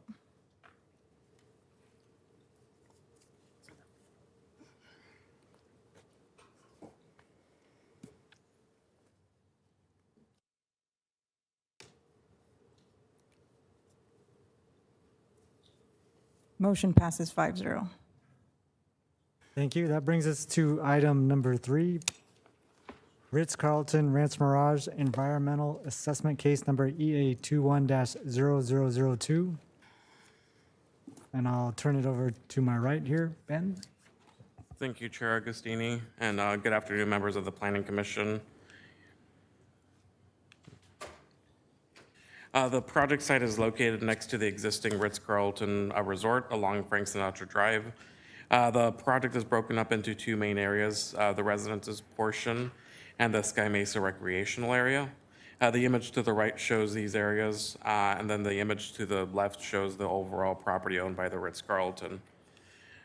To provide some background on this request, the current major modification request is a modification to a prior project approved by the City Council on August 3rd, 2006, for a hotel expansion with multiple components that included tennis villas on the other side of Frank Sinatra. No changes to the tennis villas are proposed as part of the subject request. The area shown in red is included the development of a T-wing building and various hotel villas. The hotel villas are similar in nature and concept to the proposed B buildings of the current project. They were also set back a minimum of 50 feet from the exterior property lines. They were 2 stories and contained a total of 111 units, which accounted for the T building as well. The current project is proposing 106 units for reference within this area. This is the proposed site plan for the current major modification request, which again is modifying the prior entitlements by adding 23,800 square feet of event space, adding a 381 stall subterranean parking structure. It's reducing the units from 111 to 106, modifying the B buildings with updated architecture and incorporating garages, and adding the 6,200 square foot Sky Mesa restaurant and recreational area. Building A1 will consist of 48 condo hotel units, the venue, which will be the event space, and the subterranean parking. Buildings B1 through B15 will have 58 condo hotel units, and a 5,500 square foot lounge area is also proposed as an amenity to these buildings. The tentative parcel map that's proposed is for condominium purposes to establish 3 separate parcels for a portion of the project site. Parcel 3 will contain the 106 condo hotel units. Colors and materials for the venue, building A1 and buildings B1 through B15 will consist of a main stucco color of Benjamin Moore in Bleecker Beggy and a smooth finish with an accent color of Sherman-Williams backdrop integral.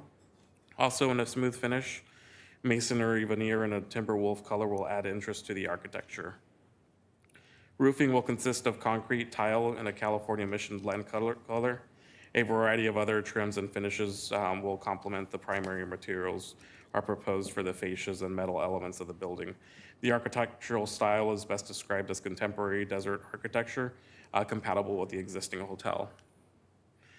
These are the venue elevations. The venue will be a 1-story building. In the background is the residential units of the A1 building that's connected. From this vantage point, the residential portion of the project site ranges from 35 feet to 47 feet tall, but please be aware that the venue is at a lower elevation than the residential in the background, and this will be further screened by the existing 3-story Ritz-Carlton hotel. The venue plan contains a large 11,000 square foot main event space with additional areas for kitchen and pre-function space. The west elevation shows a good perspective of the changes in elevation from the venue to the residential units of building A1. The venue will have a maximum height of 39 feet 3 inches. And then the units, for reference, on the west elevation will have a maximum height of 25 feet 5 inches from the higher grade portion. A majority of the units of building A1 will have, again, that height of 25 feet 5 inches. From the north elevation, you can see the entrance to the subterranean garage.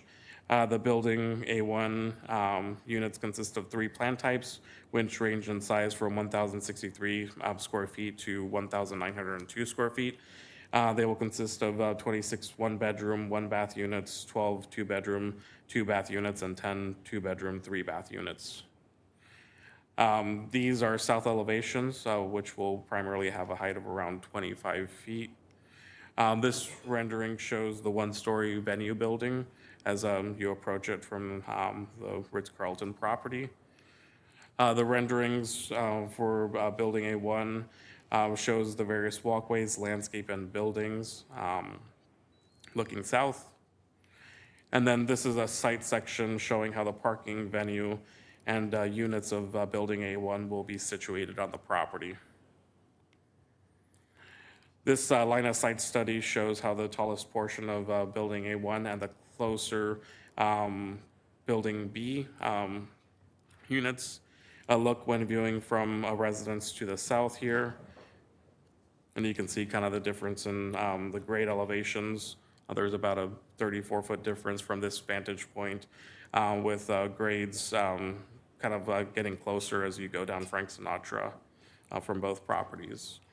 The residential buildings B1 through B15 consist of various sizes.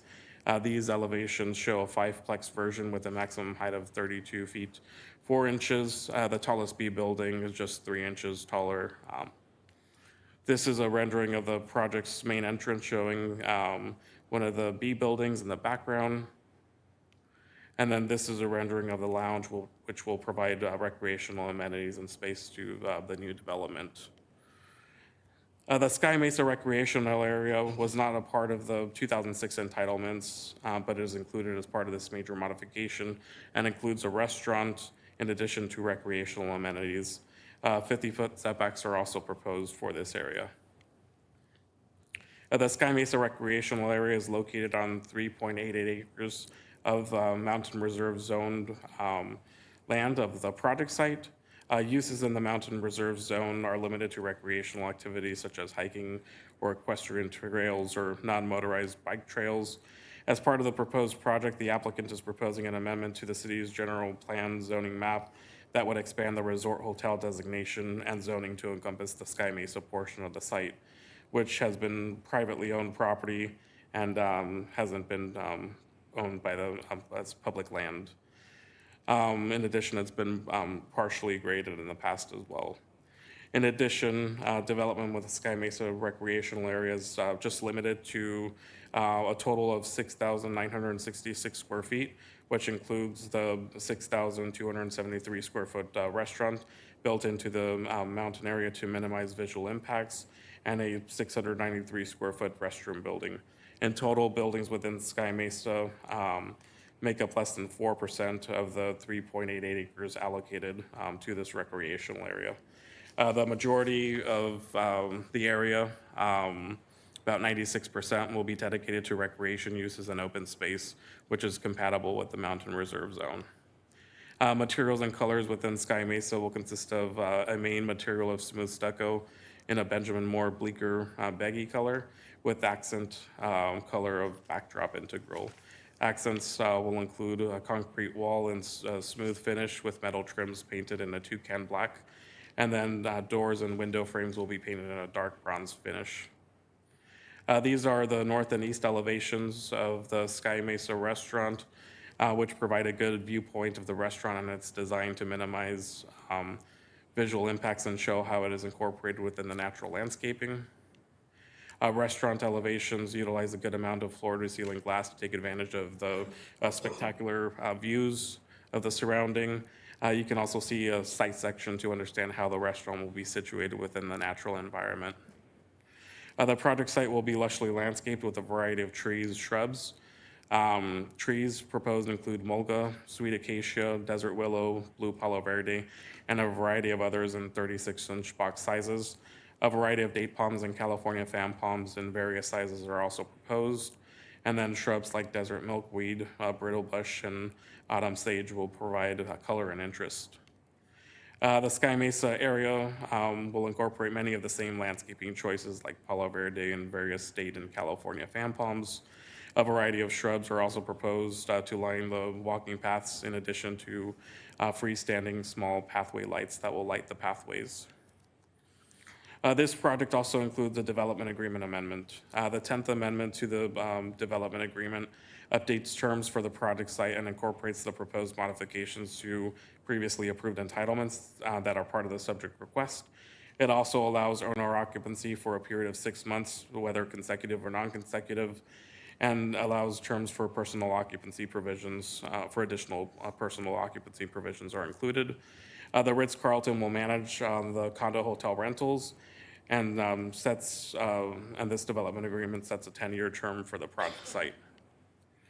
A mitigated negative declaration based on environmental assessment case number EA 21-0002 was prepared. Mitigation measures were recommended for air quality, biological resources, cultural resources, noise, transportation/traffic, and tribal cultural resources.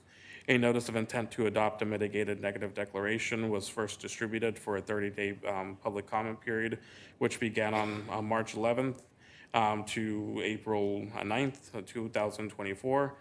Based on comments received, revisions were made to the environmental document, which was recirculated for a subsequent 30-day review period from July 22nd, 2024 to August 20th, 2024.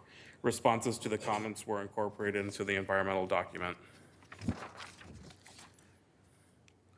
The Architectural Review Board conducted public meetings on February 27, 2023 and March 27, 2023, and recommended the project to the Planning Commission as detailed in the staff report.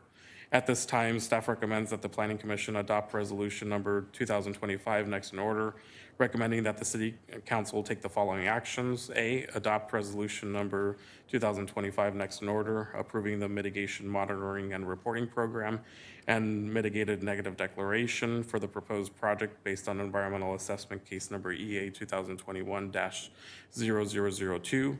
B, adopt resolution number 2025 next in order, approving general plan zoning map amendment GPZMA 2021-0001 tentative parcel map case number TPM 23-0002, and major modification case number MOD 21-0004, and C, introduce and adopt ordinance next in order approving development agreement amendment at DA 21-0002. Staff did receive 4 public comments prior to the cutoff date for cutoff time for public comments on this item, which were distributed to the Planning Commission prior to the meeting. That concludes staff's presentation, and staff, the applicant's project manager, owner, and environmental consultant are also in the audience. Thank you. Thank you, Ben. So I'll turn it over to open it up for public comment.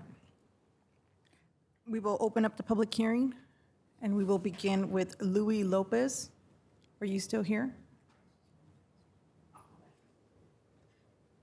Please note you will have a 3-minute time limit. Please state your name and address for the record. Thank you. I guess I get lucky. I'm first, huh? Louis Lopez. I'm a business agent for the Ironworkers Local 433. I always like to take advantage of these forums here to kind of educate. It's what a lot of us community back here and even the electeds or appointees. I want to go over skilled and trained. And the reason why the ironworkers are pushing against this project is basically the developer may choose, and we see this time and time again, may use a tactic of choosing 1 or 2 union trades so they can say, hey, we're building this union, when in its entirety, that's not a true statement. Kind of shortchanging the city, in this case, Rancho Mirage. Again, going back to trained and skilled, it's sort of like, sitting back there looking at this beautiful structure. If an earthquake were to happen right now, I think most people would probably look for an escape route, or at least have that indication that I hope this building doesn't fail, right? Doesn't collapse, right? That's the whole thing about skilled and trained. When it's built right the first time, yeah, most of us trade men and women, we do cost. That's because we go through an apprenticeship program that's anywhere from 3 to 5 years. For the ironworkers, it's a 5-year program that's state accredited. That means we get an accreditation. That kind of brings me to the example I like to give is, if I myself were going to look for a surgeon to perform a surgery on me or my spouse or my children, I want to get a highly recommended one, right? One that's gone through the proper schooling, one that's recommended, one that has the right credentials and is able to perform that surgery. That's kind of like what skilled and trained is. So when all our members, men and women, are being trained for these specific tasks, of course, there's a dollar value behind it, because we do have great wages, benefits, retirement packages, but we also go through the proper training. So when we get developers or people that come into certain cities and want to do businesses and say, hey, this is the value that we bring, but yet it's not a true statement, that's something that that I'd like to present towards the Planning Commission to really look into that, and maybe even ask, the applicant, what their course of action is, or what their answer to that is, because at this point we got 3 trades back here that aren't included in this project, and I don't want to sound like one of those spoiled kids or anything. I don't get my piece of candy, but in reality, we have members that live here, that want to work here, that also take pride in our work, go to school, get the education, get the accreditations, and want to participate in building things right the first time, including this Ritz-Carlton project. So yeah, we are here to push against this. Hopefully the developer will see the value in including the other trades in this project, so that it can get performed right the first time and come with true transparency to deliver a project to the city of Rancho Mirage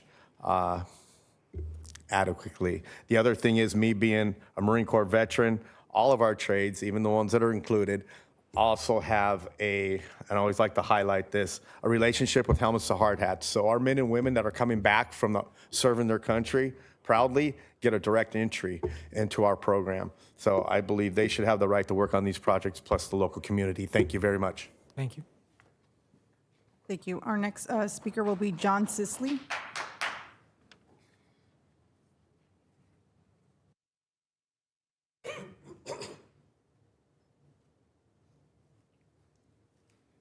Hi, my name is John Sisley. I represent the Union Plumbers, Pipe Fitters, and Refrigeration for San Bernardino and Riverside counties. I'm also a delegate to the Building Trades Commission, State of California, and an ex-United States Army Airborne Ranger. I was at a legislative breakfast this morning with Sheriff Bianco and District Attorney for Riverside.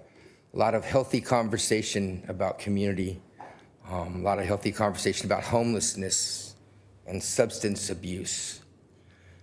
And it strikes me, all these issues begin with sustainable wages and benefits for your local community members.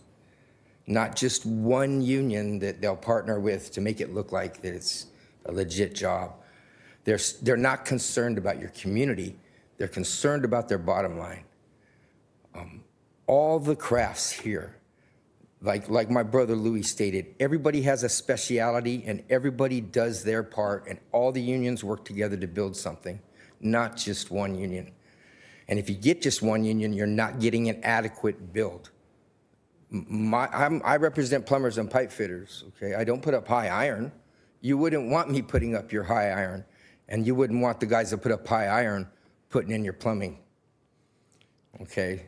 So when you see that tactic, that's a developer that's trying to divide unions and help their bottom line and get something built to the lowest standard possible. Don't let them rape your community. Don't approve this project without a proper labor agreement. Thank you. Thank you. The next speaker will be Rob Ramo.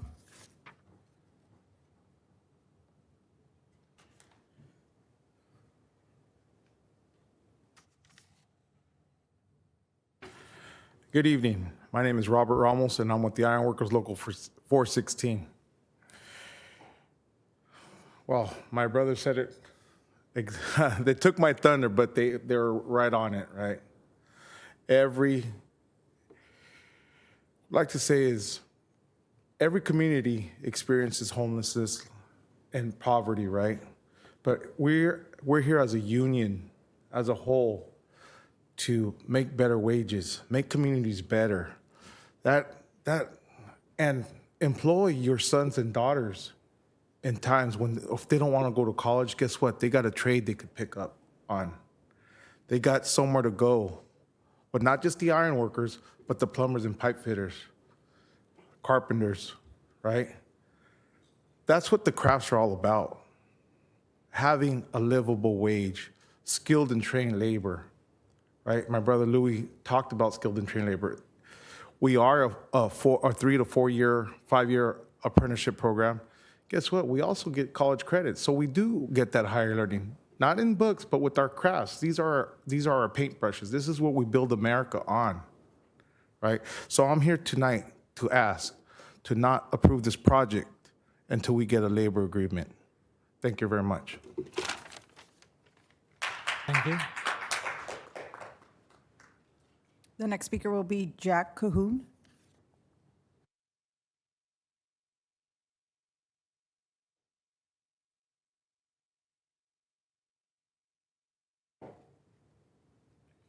Good afternoon. I appreciate you for having me. Thank you, Honorable Commission Board. Thank you. My name is Zach Cahoon. I'm here to speak in opposition of the Ritz-Carlton project. I used to be an addict until I met Jesus, and he changed my life. Once a man gets saved and starts thinking he's straight, he needs to start looking for a job. The project's design is all right, but it's also a big missed opportunity if we don't consider our non-retiree population who lives local and wants to take care of their family by working on this project. So until this project includes local hiree community benefit, I ask that you hold off on approval until the developer has sat down with some of the local guys here to hear what can be done to help the local working age families. Thank you very much. God bless you. We appreciate you. Thank you. Thank you. The next speaker will be Joseph Barrera.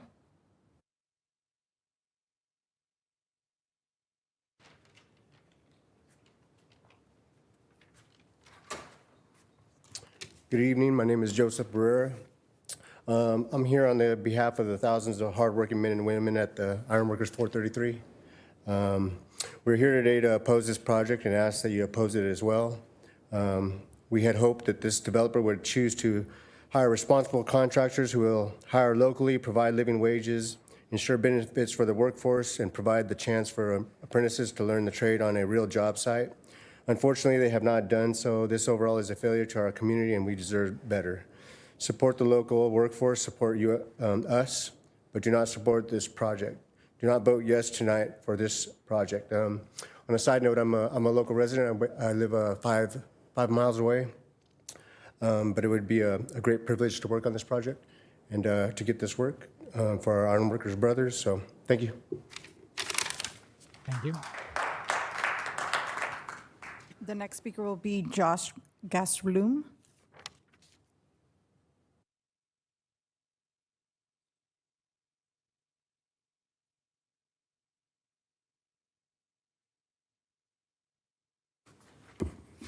Hello, and good evening, honorable planning commissioners. I'd like to thank you for your time, first and foremost.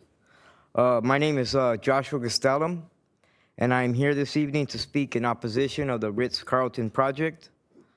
I would like to present some statistics that I believe best help to frame my concerns.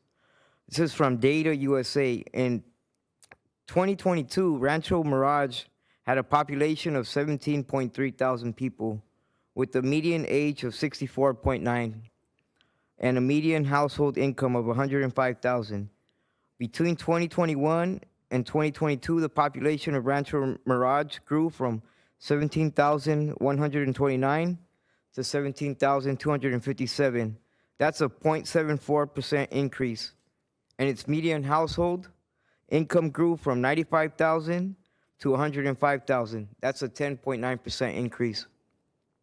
Rancho Mirage has to have something to offer its community members who are not in retirement.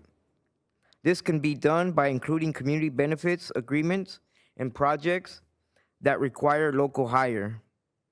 This ensures that working age members of the community are able to participate in the building of this project, since otherwise they would be excluded from nearly every other aspect of it.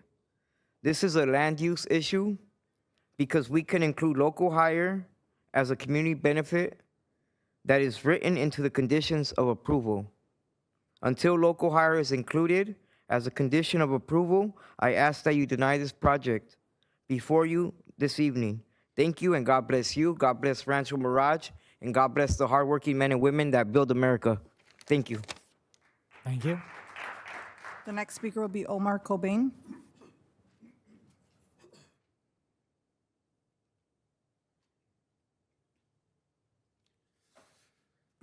Good evening, staff, planning commissioners. My name is Omar Cobain. I'm representing over 5,400 carpenters that live right here in Riverside County and about 800 that live in the Coachella Valley. What more can I say than some of my other fellow union brothers?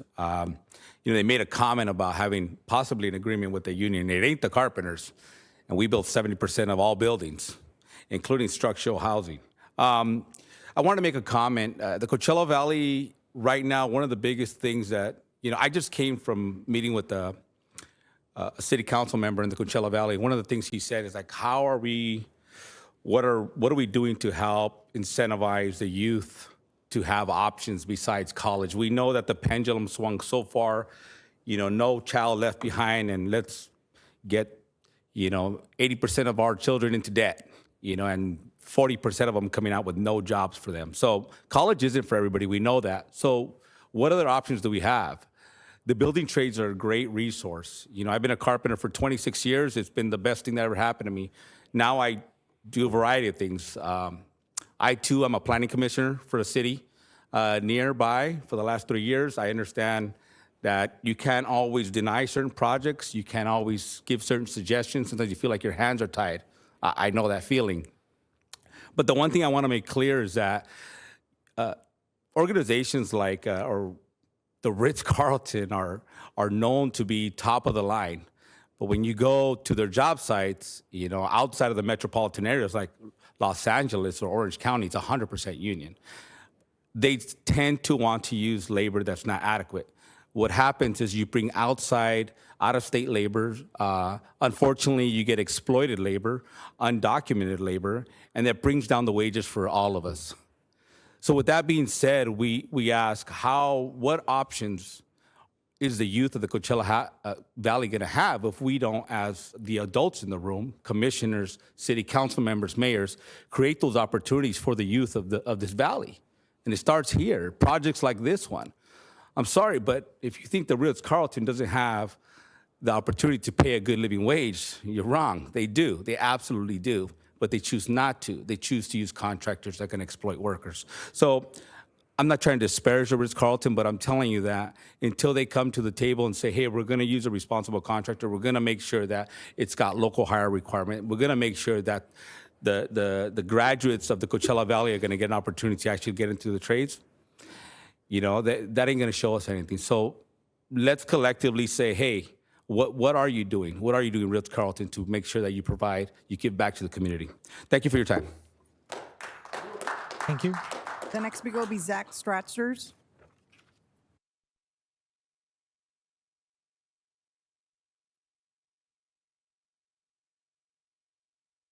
All right. Excuse me. Good afternoon, Planning Commissioners. Zach Strosters, Care, California. First and foremost, thank you for your time. I recognize that you're unpaid. I recognize that you put your life on the line coming out here. There's a lot of fires. There's a lot of winds. So Care, California doesn't take your time lightly. And the reason that we're here this afternoon is because we come to advocate for communities like yours. Excuse me. Our objective is to make sure that when anybody develops in a community, that the development is right for that community. Now, on the surface, I'm sure Ritz-Carlton believes that because this is a community of a certain demographic, as one of the previous speakers mentioned, that their project is fine, it meets some of the needs or some of the desires of the community. But once you actually start to get down into the weeds of the conditions of approval and some of the exemptions that they're asking for and some of the environmental mitigation measures that they're asking for, you realize that what a lot of these union guys is saying is true, not only with that project labor agreement stuff, but with some of their environmental stuff. And I want to touch on a few of those. First of all, construction noise. The city assumes that construction noise impacts would be less than significant and requires no construction noise mitigation. Again, you're talking about the difference between an MND and an EIR. And although this project may not be a tilt-up, let me assure you, we need to take the same level of scrutiny with this as anything else that's built. All right, I want to talk a little bit as well about health risk. We're not going to allow these guys carte blanche to do whatever they want to do because the name Ritz-Carlton is attached. In fact, I think it makes sense that we hold them to a higher level of expectation, just like the previous speaker talked about, because they're running on name recognition. So why should Rancho Mirage expect anything less than LA or Orange County? Why should Rancho Mirage get whatever the least amount of scrutiny is on their environmental impacts, especially when you're looking at the excess cancer risk, 49 in 1 million over a 30-year residential lifetime, which is 4 times greater than the 1 in 10 million significance threshold. These are real numbers and real facts that are associated with the exemptions that they're asking for today. Transportation. The city has also underestimated the VMTs, or the vehicle miles traveled, for this particular project. And so this is climate change. Again, we're quick to tack it onto semis and tilt-ups, but let's take a look at the amount of turnover that's going to be represented by this. They want to portray it as long-term residential, but we know that the reality is there's a lot of short-term stays. Okay, maybe they're not semis, but we still need to evaluate the vehicle miles traveled in a reasonable manner that's fair and just across the board. And finally, energy, and this is the one for me that as I'm looking at the design, I'm thinking, what's missing from this? All right, we've already got a casino, and we're already aware that the energy mitigation measures could be different, could be better, and so we have this opportunity. What about on-site solar facilities? What about rooftop? What about parking lot? What about ground level solar photovoltaic? There are a lot of options that this developer had, and they did not exercise because they assumed that you wouldn't be paying attention. Deny this project. Thank you, and God bless you. Thank you. The next speaker is Aiden Marshall.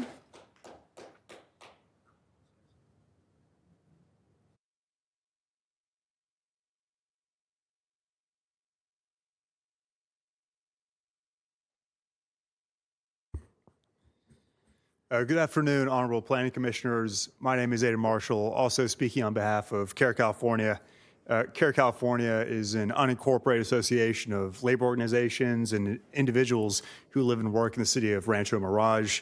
We're requesting the commission continue this hearing to a later date in order to address this project's potentially significant environmental and public health impacts. You see, this project relies on a mitigated negative declaration, which is an abbreviated form of environmental review that's really only appropriate when there's not even the fair argument that a project could result in potentially significant environmental impacts. When a fair argument is made that a project could have potentially significant environmental impacts, CEQA requires that the project rely on an environmental impact report, which is a more extensive type of environmental review. This project would have a significant health risk impact because people live just 21 feet away from the project site and would be exposed to emissions from the construction activities and operations. Evidence in the record right now shows that health risk impacts would exceed the city's 10 in 1 million significance threshold, even with mitigation proposed in the final MND. The city must consider feasible mitigation measures that we proposed in our comments in order to mitigate this risk. Also, due to the proximity of residences just 21 feet away from the project site, construction and operational long-term noise impacts would also be significant. Construction noise would increase ambient levels over 20 decibels, which is the city's new significance threshold. This impact could be readily mitigated with temporary acoustic barriers, which is a very common and effective measure to reduce noise. This was not considered. And regarding operations, stationary equipment like HVAC systems would exceed the 45 decibel nighttime significance threshold. This would be a long-term impact. The city is avoiding identifying this as a significant impact because they're refusing to consider the possibility that HVAC systems could run for 32 minutes per hour in a nighttime. We've submitted substantial evidence demonstrating that this is very possible, and therefore the 45 decibel significance threshold could readily be exceeded. Due to these potentially significant impacts, even though there might be disagreements from staff or their applicants regarding this, there is more than a fair argument that impacts are potentially significant. This requires preparation of an EIR pursuant to CEQA. As such, we request the city continue this hearing to a later date. Thank you so much for your time. Thank you. Those are all the public speaker cards I received. Is there anybody in the audience who would like to make a public comment? Please come up, state your name for the record. Thank you. Hi, my name's Kristen Kramer. I live at 45 Sky Ridge Road. And the last time I was in this building, it was at a city council meeting, and I talked about safety on the street right here and also at the 111 and Frank Sinatra. Since that time, we've had at least one fatality that I'm aware of. So I'm only asking that if you think about this project, you try to incorporate the safety of the staff of the Ritz-Carlton, the safety of the people that live up there, and the safety of the people that drive and live here. Right now, it's just sort of a cacophony. It's a mess. People are crossing the street. I don't know why the Ritz-Carlton can't get like a little trolley, try to take people across to the parking lot, which is a mess. People that stay at the Ritz-Carlton are running all around trying to find trails, trying to go hiking. They're wearing all black. You can't see them. Sometimes you almost hit them. We're all trying really hard to be as safe as we can around this area. But if you could just consider that safety factor of the associates and the residents of this area, as well down at 111 and Frank Sinatra. That's a real problem. Thank you. Thank you. Is there anybody else in the audience who would like to make a comment at this time? We can go ahead and close the public hearing. Okay. At this time, we close the public comments, and I'll open it up to commissioner comments. So I will start to my right with Commissioner Gray. Back to first position.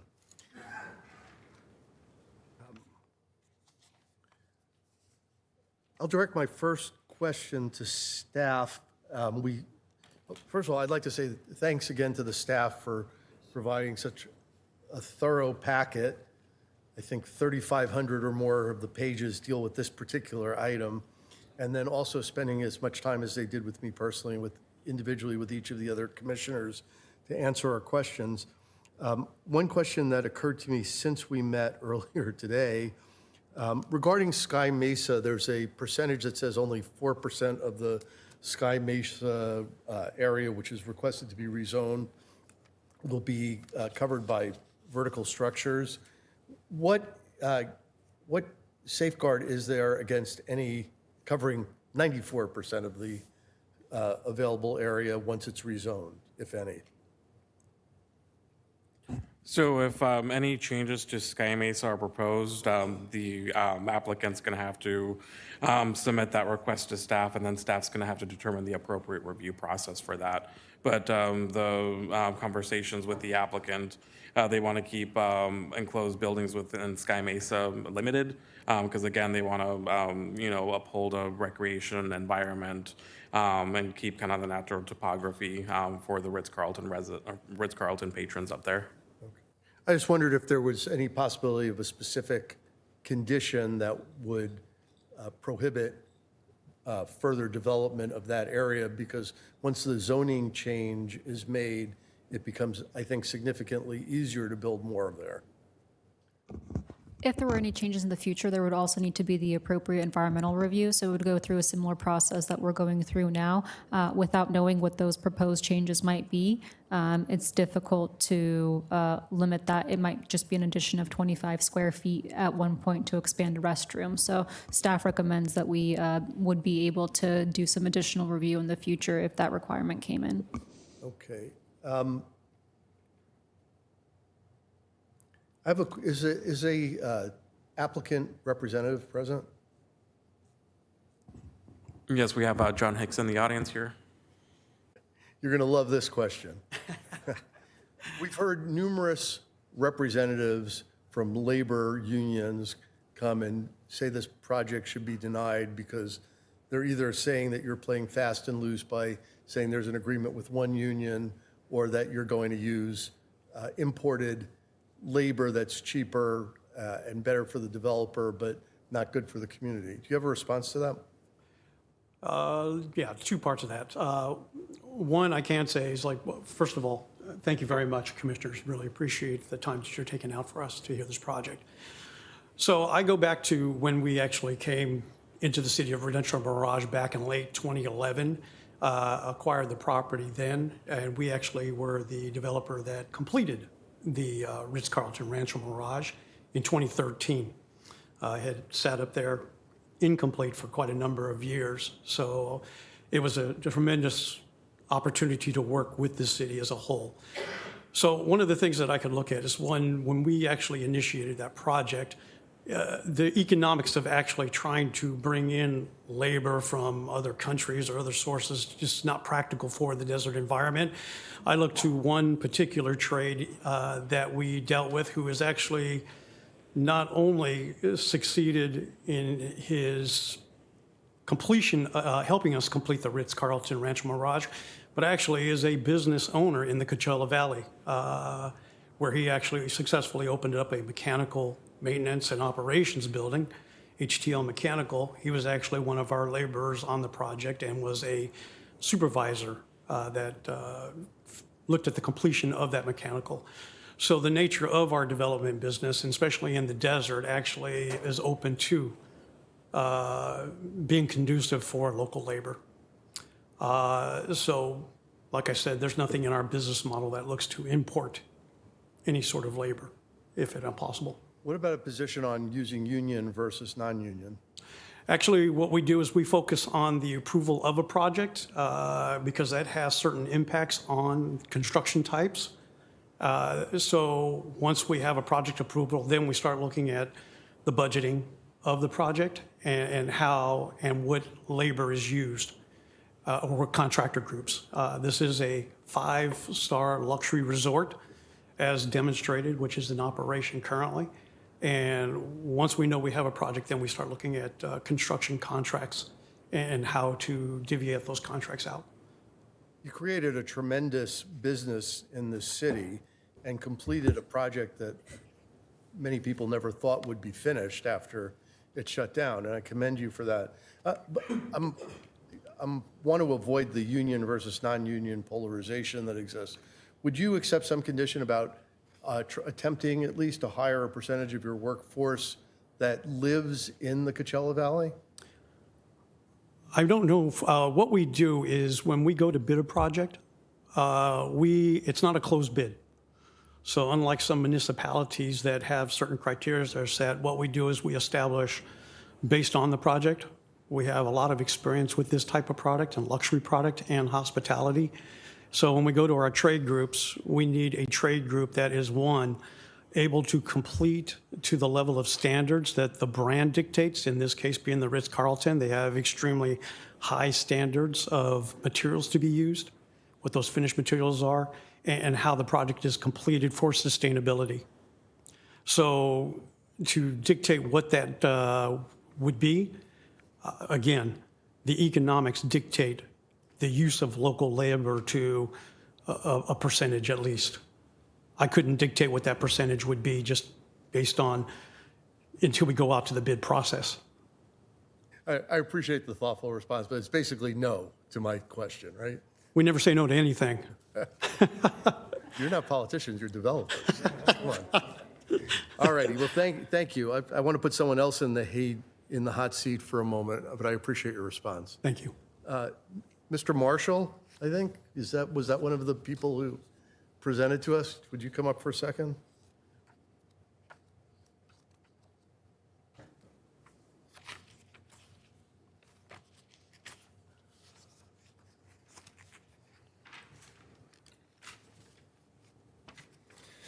How are you, Commissioner?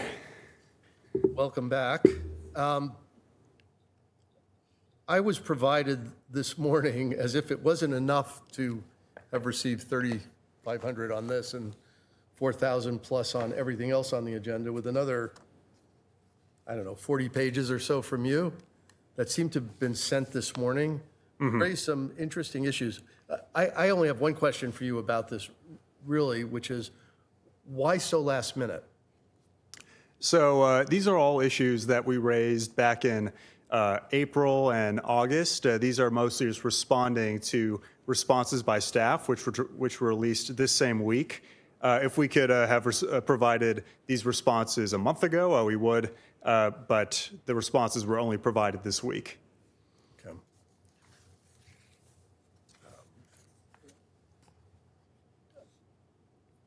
There's some issues of concern to me in your letter. What is your most important concern?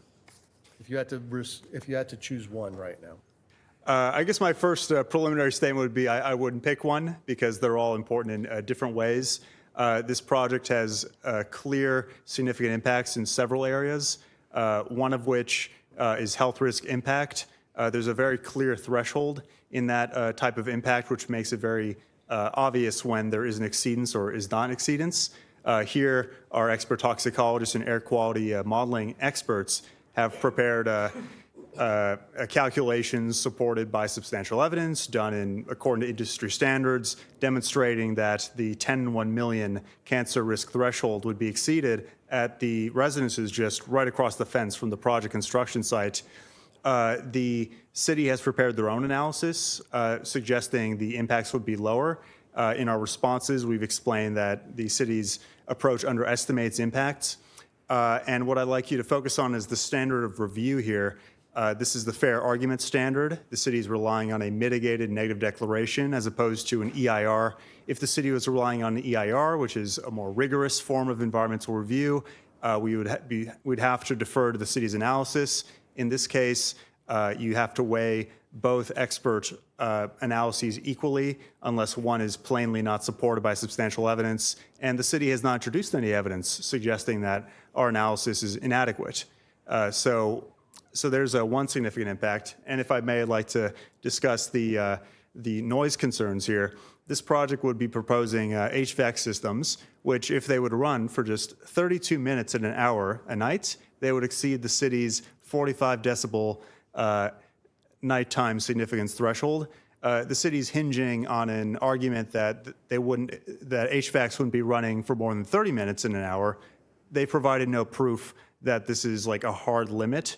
I think in a desert environment, it's hot outside. People are running their HVACs all the time sometimes. And I think it's very possible that it could be 32 minutes in an hour. We've engaged noise experts who've substantiated this is a very feasible, it's very common, predictable use of an HVAC system. And as a result, this is a potentially significant long-term noise impact that would be a clear environmental impact requiring preparation of an EIR. Thank you very much. Staff, would you like to respond? I know it might be difficult because you just got this multi-page letter shortly before I received it from you, but do you have a response to the issues that are raised in this letter? Because they do seem to raise some genuine concerns. Yeah, so mine I can respond to some of the technicalities of it. You can sit down. Thanks for the opportunity. Thank you. You know, to save everybody a lot of time here, we can't be naive to how it works in California, right? So you could say, hey, Ritz, you have to hire 100% local workforce, and the unions will not be happy with that, right? They want an apprenticeship workforce, which is what they are. So their goal is to get work for their members. It's not so much a local concern, and I would be willing to bet that most of these unions here probably have a pretty small workforce here compared to their membership. So, you know, we have 3,500 pages in this packet, and even if EIR was done, you would still get the same comments because that's the process utilized in California to get work for their union. So I'm not trying to opine on the validity of that or whether that's right or wrong. I'm just stating the fact that, you know, part of this process that we go through in California is CEQA is sometimes utilized as an avenue to get contracts. So for a lot of projects, if somebody agrees to 100% union labor, I would imagine you wouldn't get any comments, right? So at the end of the day, you know, we go through a process and we talk about what are the impacts. Of course, they're going to have their attorneys to utilize CEQA to say, well, your analysis is wrong. You need to do this. You need to do that. You know, it is somewhat of a dance that is played between developers and unions to say, I can cause a lot of headaches for you, or you can just use my labor and we won't be so concerned about the environmental impacts.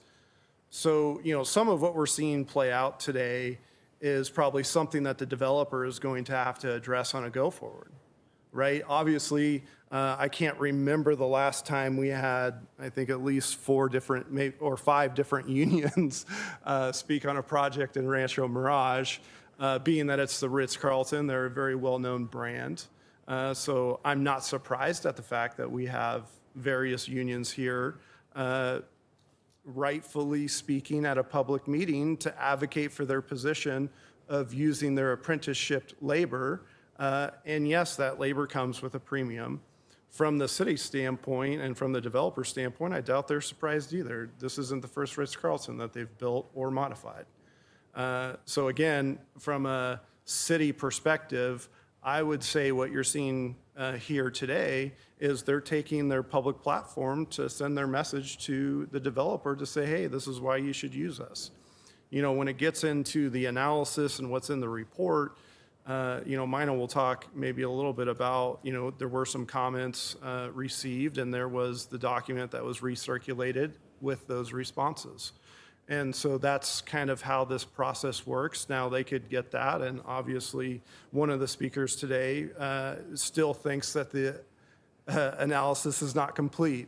You know, I'm not shocked at that conclusion from their perspective, because at the end of the day, you know, the goal is to get apprenticeship labor out of the developer. And so in California, the way you do that is through this process. So, you know, it is what it is. I think that, you know, from my perspective as a city, that's the developer's problem, right? Mm-hmm. So if there's a CEQA challenge, then that's the developer's problem. All right. I would like to hear Mina's response, but I just want to say the last time anyone suggested that I might be naive I was a 17-year-old virgin, and so that rarely happens. Thank you, Isaiah. I appreciate that. I didn't mean any offense. I was just, let's call it what it is, right? No, I'm just. It's the goal is to get apprenticeship union labor out of the developer. Which is not necessarily a bad thing. I'm not opining on it, right? Right. This is why we have this public forum, right? Come take your shot, utilize the process to advocate for your positions. No offense to anyone being here speaking today. That's what it's for.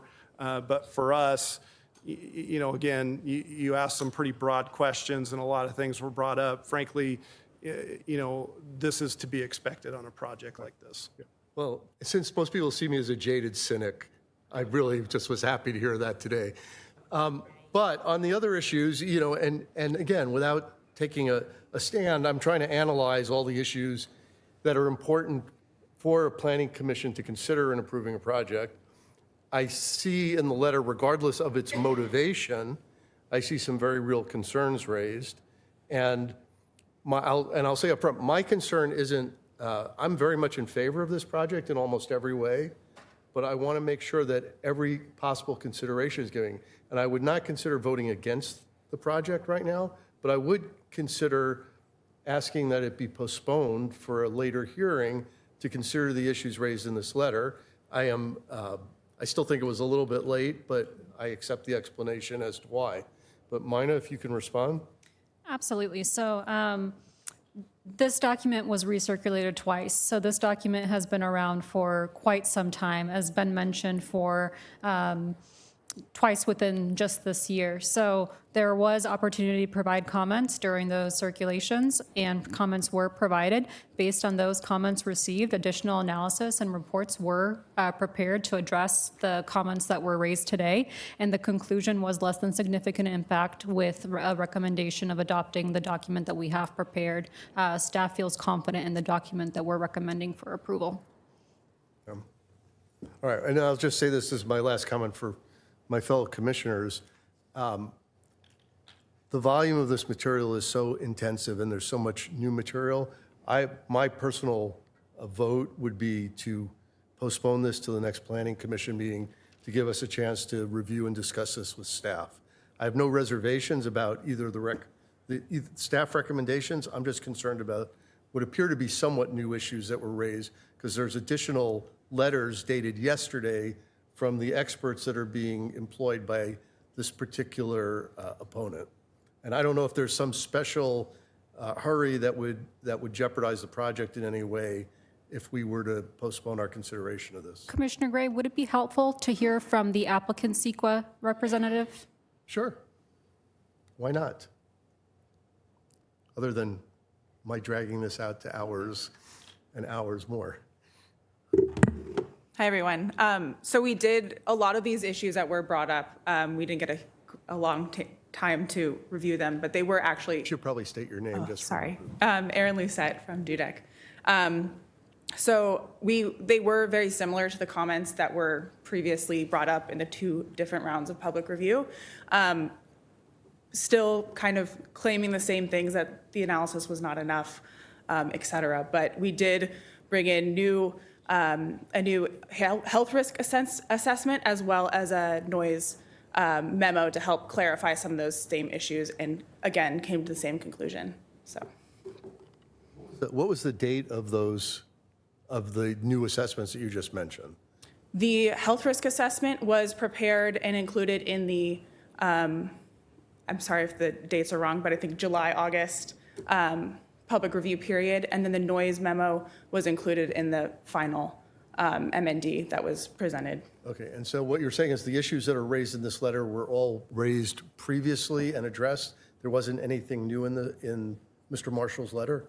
Similar types of statements. I haven't gone through the exact, ones with the experts, but they're similar issue areas. The general concerns were similar. Yeah, noise, health risk, et cetera. Well, I can understand the general, it's always going to be noise and health risk. The question here is there's a specific statements about an assumption relied upon by the city's experts that the air conditioning would only be used 32 minutes or 30 minutes out of an hour at night. I know my air conditioner runs 59 minutes out of 60 during the middle of summer. I realize you can't compare commercial with residential, but I'm still a little concerned that that's arbitrary.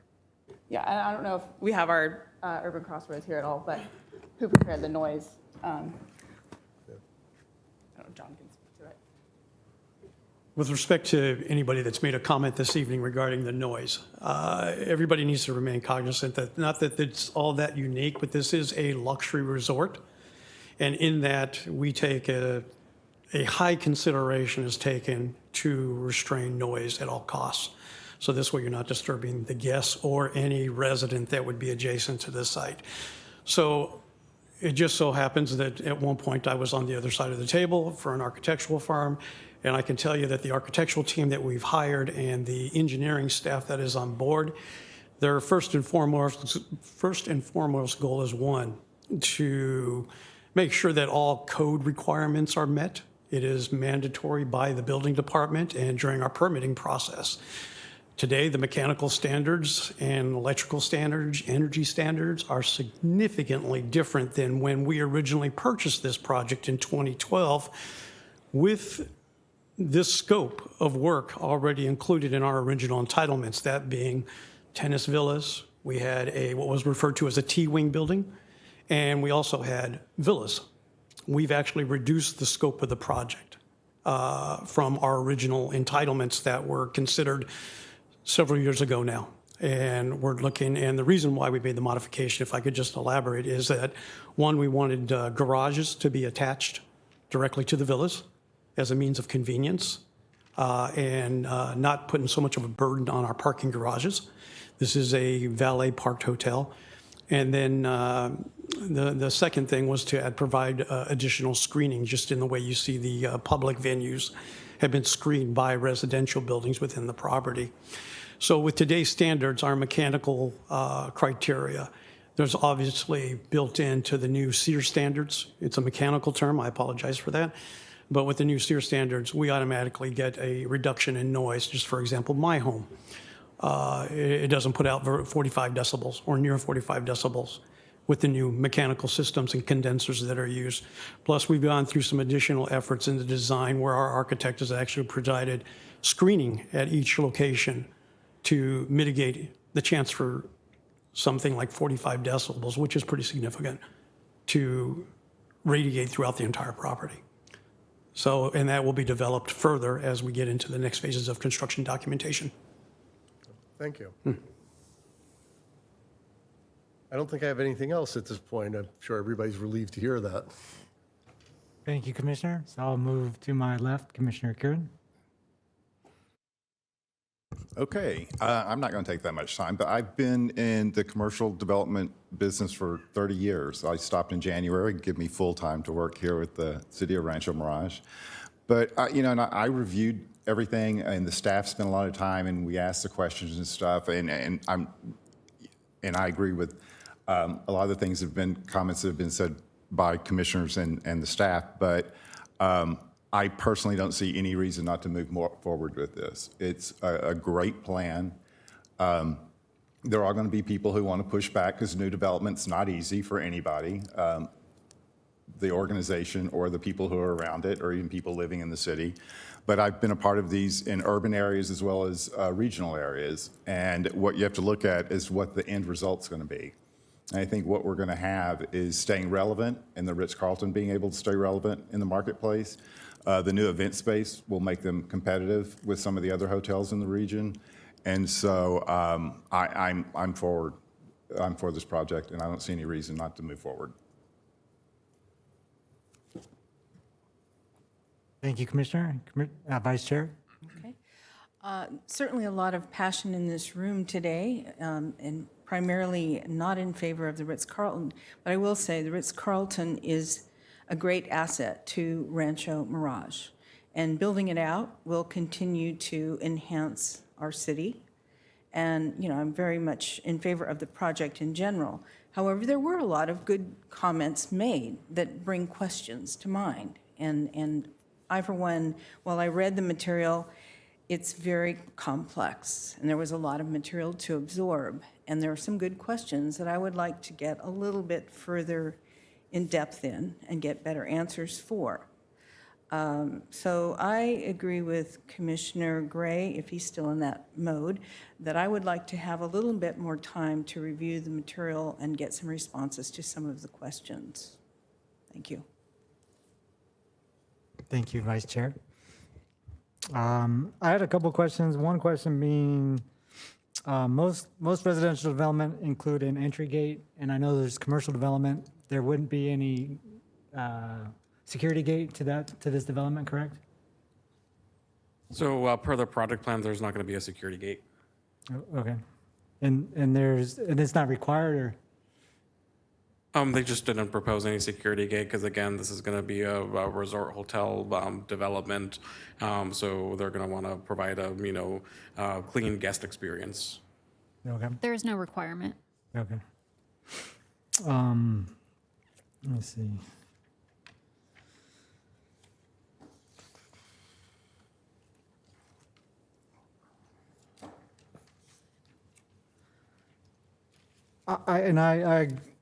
I hear a number of comments from both public and commissioners, and I thoroughly read through a majority of the material as well.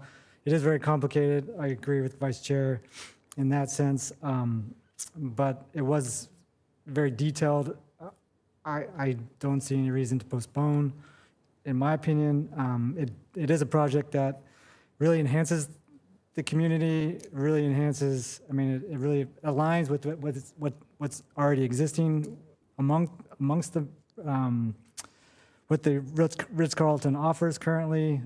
It's just enhancing and bringing more value to Rancho Mirage with new dwelling units, creating more TOT taxes, with ownership having 6 months of use, and then putting that into a rental pool and getting additional revenue to the city. So a number of benefits, both to the Ritz-Carlton as a business and also Rancho Mirage and the residents of Rancho Mirage with TOT taxes to keep and maintain and enhance our city. So those are my comments, and I'll move down to Commissioner Bryant for his. Thank you, Jason. Yes, there was not only a lot to absorb in the documents, but all the questions and comments here today from the audience. Most of my questions were covered. I do have two, one for the developers, sir, if you'd mind coming up. So these condo hotel units, as I understand, the owner can stay up to 6 months, use them for 6 months, and then after that, they're in a rental program? That is correct. They go back to the hotel pool. Explain the rental program, how you do it, and then a specific question. In your rental program, can people use Airbnb and all those type of things, or does it have to specifically go through the Ritz-Carlton, the rentals, or can people rent them themselves? We currently have 16 dwelling units or villa units as a part of the business model up at the Ritz-Carlton currently. It's our spa suites building, what we refer to it as. And currently, what happens is the units that might be owned by an individual, again, limited stay, up to that 6 months per year. And then what happens is those units are turned back over to the Ritz-Carlton operations team and are, based on the open dates, the Ritz-Carlton actually manages and takes reservations on those guest rooms, establishes rates and that type of business model. I think I understand fully, but that's the answer I'm looking for. I did work for Marriott a number of years, timeshare division, and ran the Ritz-Carlton Club. So I know they do quality development, and I would hope that the Ritz-Carlton would handle the rentals because you're going to get the right kind of people and so on, and et cetera, as opposed to people going through the Airbnbs and all these other things, because you don't know what type of people you're going to get and so on. And then just to add to your questions, Commissioner Bryant, as part of the 10th Amendment to their development agreement as well, too, we have a provision in the development agreement that they would only be able to utilize the Ritz-Carlton for the rentals. Okay. And then if any of the rentals, other than when the people using the rentals there are subject to TOT, is that correct? Yes, that's correct. After the 6-month period, they'd be subject to TOT unless an owner decides to rent their unit for a longer period of time as part of the hotel pool. But in any case, the rentals are subject to TOT? Yes. Okay, all right. And the other one, I think it's more for staff and also, sir, for you to, I'm sure you're aware, concerns are raised about during the construction, the noise and so on. We hear this all the time. And it's very valid from the residents. Correct. And so I would hope that, say, for instance, like Porcupine Creek, all the things that came up there about construction, that as a city, we would monitor very carefully. The construction truck, the hours, we have set hours to make sure they're working within those hours, that they are mitigating the dust control. However you do all those things to prevent dust, whether there's somebody 21 feet away or 100 feet away, that's important during the construction time. And so I would hope that the city would be very carefully monitoring all of those things during the construction, like we did for Porcupine Creek. That's correct, Commissioner Bryant. And we also recommend in this proposal adopting the mitigation and monitoring program, which addresses some of those concerns. Okay, all right, thank you. All in all, I think this is a fantastic development. It will enhance the city, bring more people in. Yes, if you have more cars coming in, you're going to have pollution. That's just part of development. But it's a high-quality development, and it'll bring the kind of people in, and those the residences. A lot of times they buy into that type of thing, and then later on they move up to buying the more expensive houses, like in Mirada. That happens a lot. So it should help the market value of the houses in Mirada, and then just provide more services. And this is important because the city, when we make land use decisions, recommendations, and the council makes these decisions of what we're going to do, over time, the costs of running a city increase. Not only the consumer price, but they just get more expensive. And the city has to look at, as we're building out our general plan, our footprint, are we generating the revenues that are going to maintain the city and maintain the quality of the services that we can provide in the city? So developments like the Ritz-Carlton are very important to that aspect also. That's my comment, Jason. Thank you, Commissioner. I add? Yep, please. I just want to add again, just that my motivation is completely clear. I 100% support the proposed design and the project that the Ritz-Carlton is proposing, and I think it's a terrific addition. Many of the issues and questions that were raised by others here are ones that I share, and many were satisfied. But I still remain concerned that we have not fully addressed the issues raised in Mr. Marshall's letter. And in order that this project, if approved, be bulletproof, I would make a motion that we table this matter until the next scheduled meeting of the Planning Commission to allow us time to fully absorb all of the material and specifically allow the staff to respond to the concerns in Mr. Marshall's letter. Thank you. Didn't make a motion. I'll second that.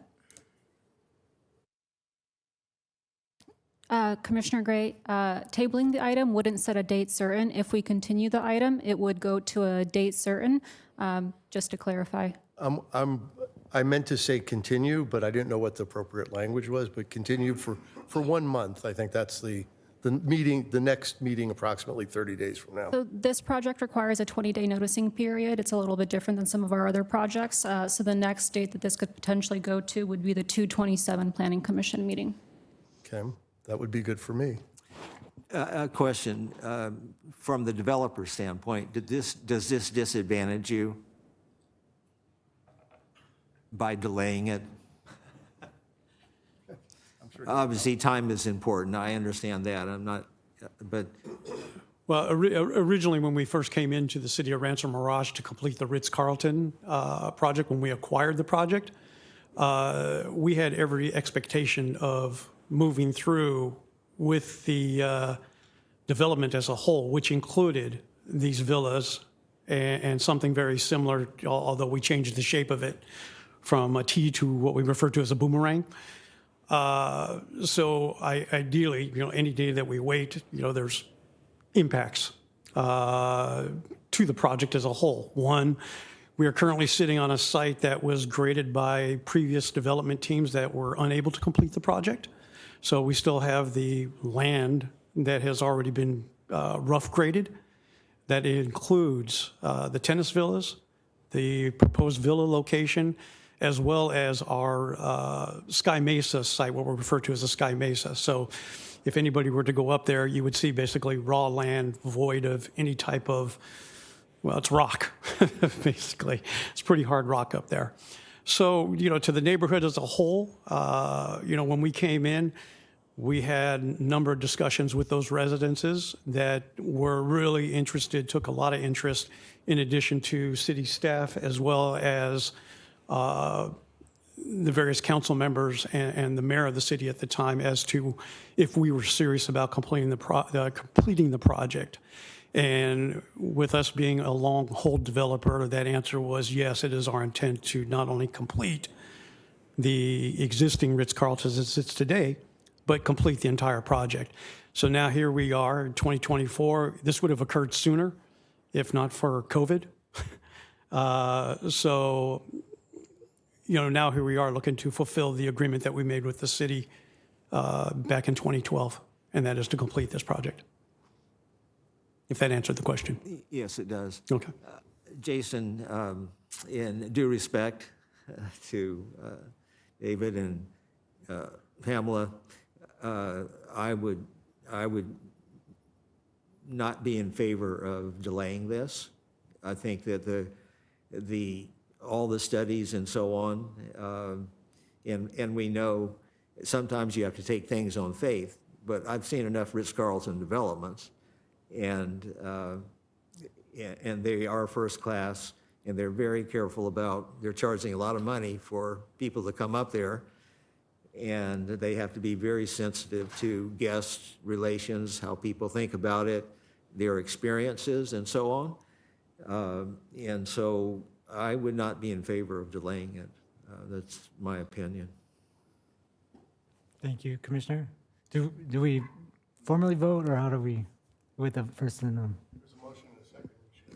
We should have a vote, right? Yeah, the commissioners, Chair, you run the meeting, but the commissioners could comment on the motion made if you wanted to let the other commissioners comment, or you could go straight to a vote. Okay. I'll open it up for additional commissioner comments if there are any. Yeah, I understand the confusion and stuff, but again, I agree with Commissioner Bryant not to postpone this. All the due diligence has been done, and I know that you get letters, but I'll go back to, there's people out here with their own agenda, and I just think the project needs to move forward. And Commissioners, just to clarify, there can be more than one motion, and then you would just vote on each motion separately. And I would just note, just given the potential ambiguity, assuming there was a motion, granted there is a motion and a second for continuance, if a vote was taken on that and succeeded, the item would be, and by a majority, the item would be continued. If that item failed due to lack of a majority vote, it would then be up to the commission to make another motion with respect to the merits of the project, to either approve it or deny it. Rather, to recommend it for approval. Agenda item 3. Okay, correct. So we have a motion to vote, we'll go ahead and open up. There's a vote. motion and a second for Commissioner Gray's motion. Right. Okay. And to clarify, this is a motion to continue the item to the second meeting of January? 227. 227. Please vote.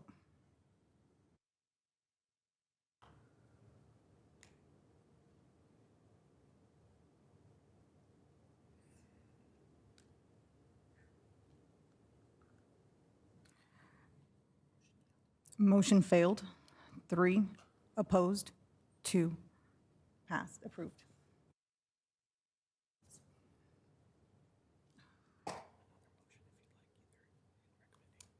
So now the commission can entertain a new motion. At this time, I'll open it up to commissioners for a new motion. Okay.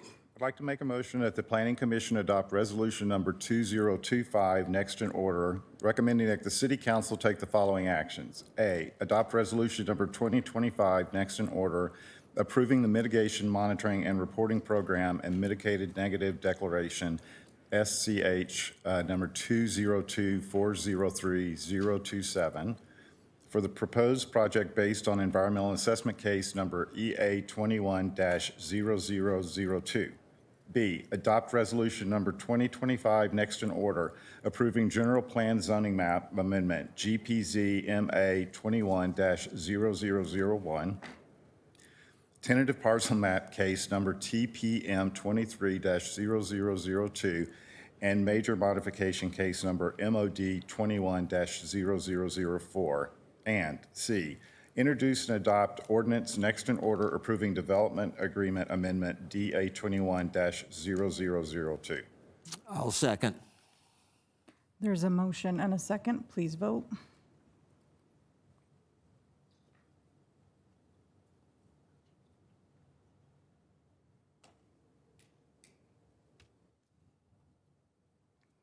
Motion passes. 4 voted yes, 1 abstained. Thank you. So it is 4:47. I would like to go ahead and conclude today's Planning Commission meeting, and thank you for everyone's time.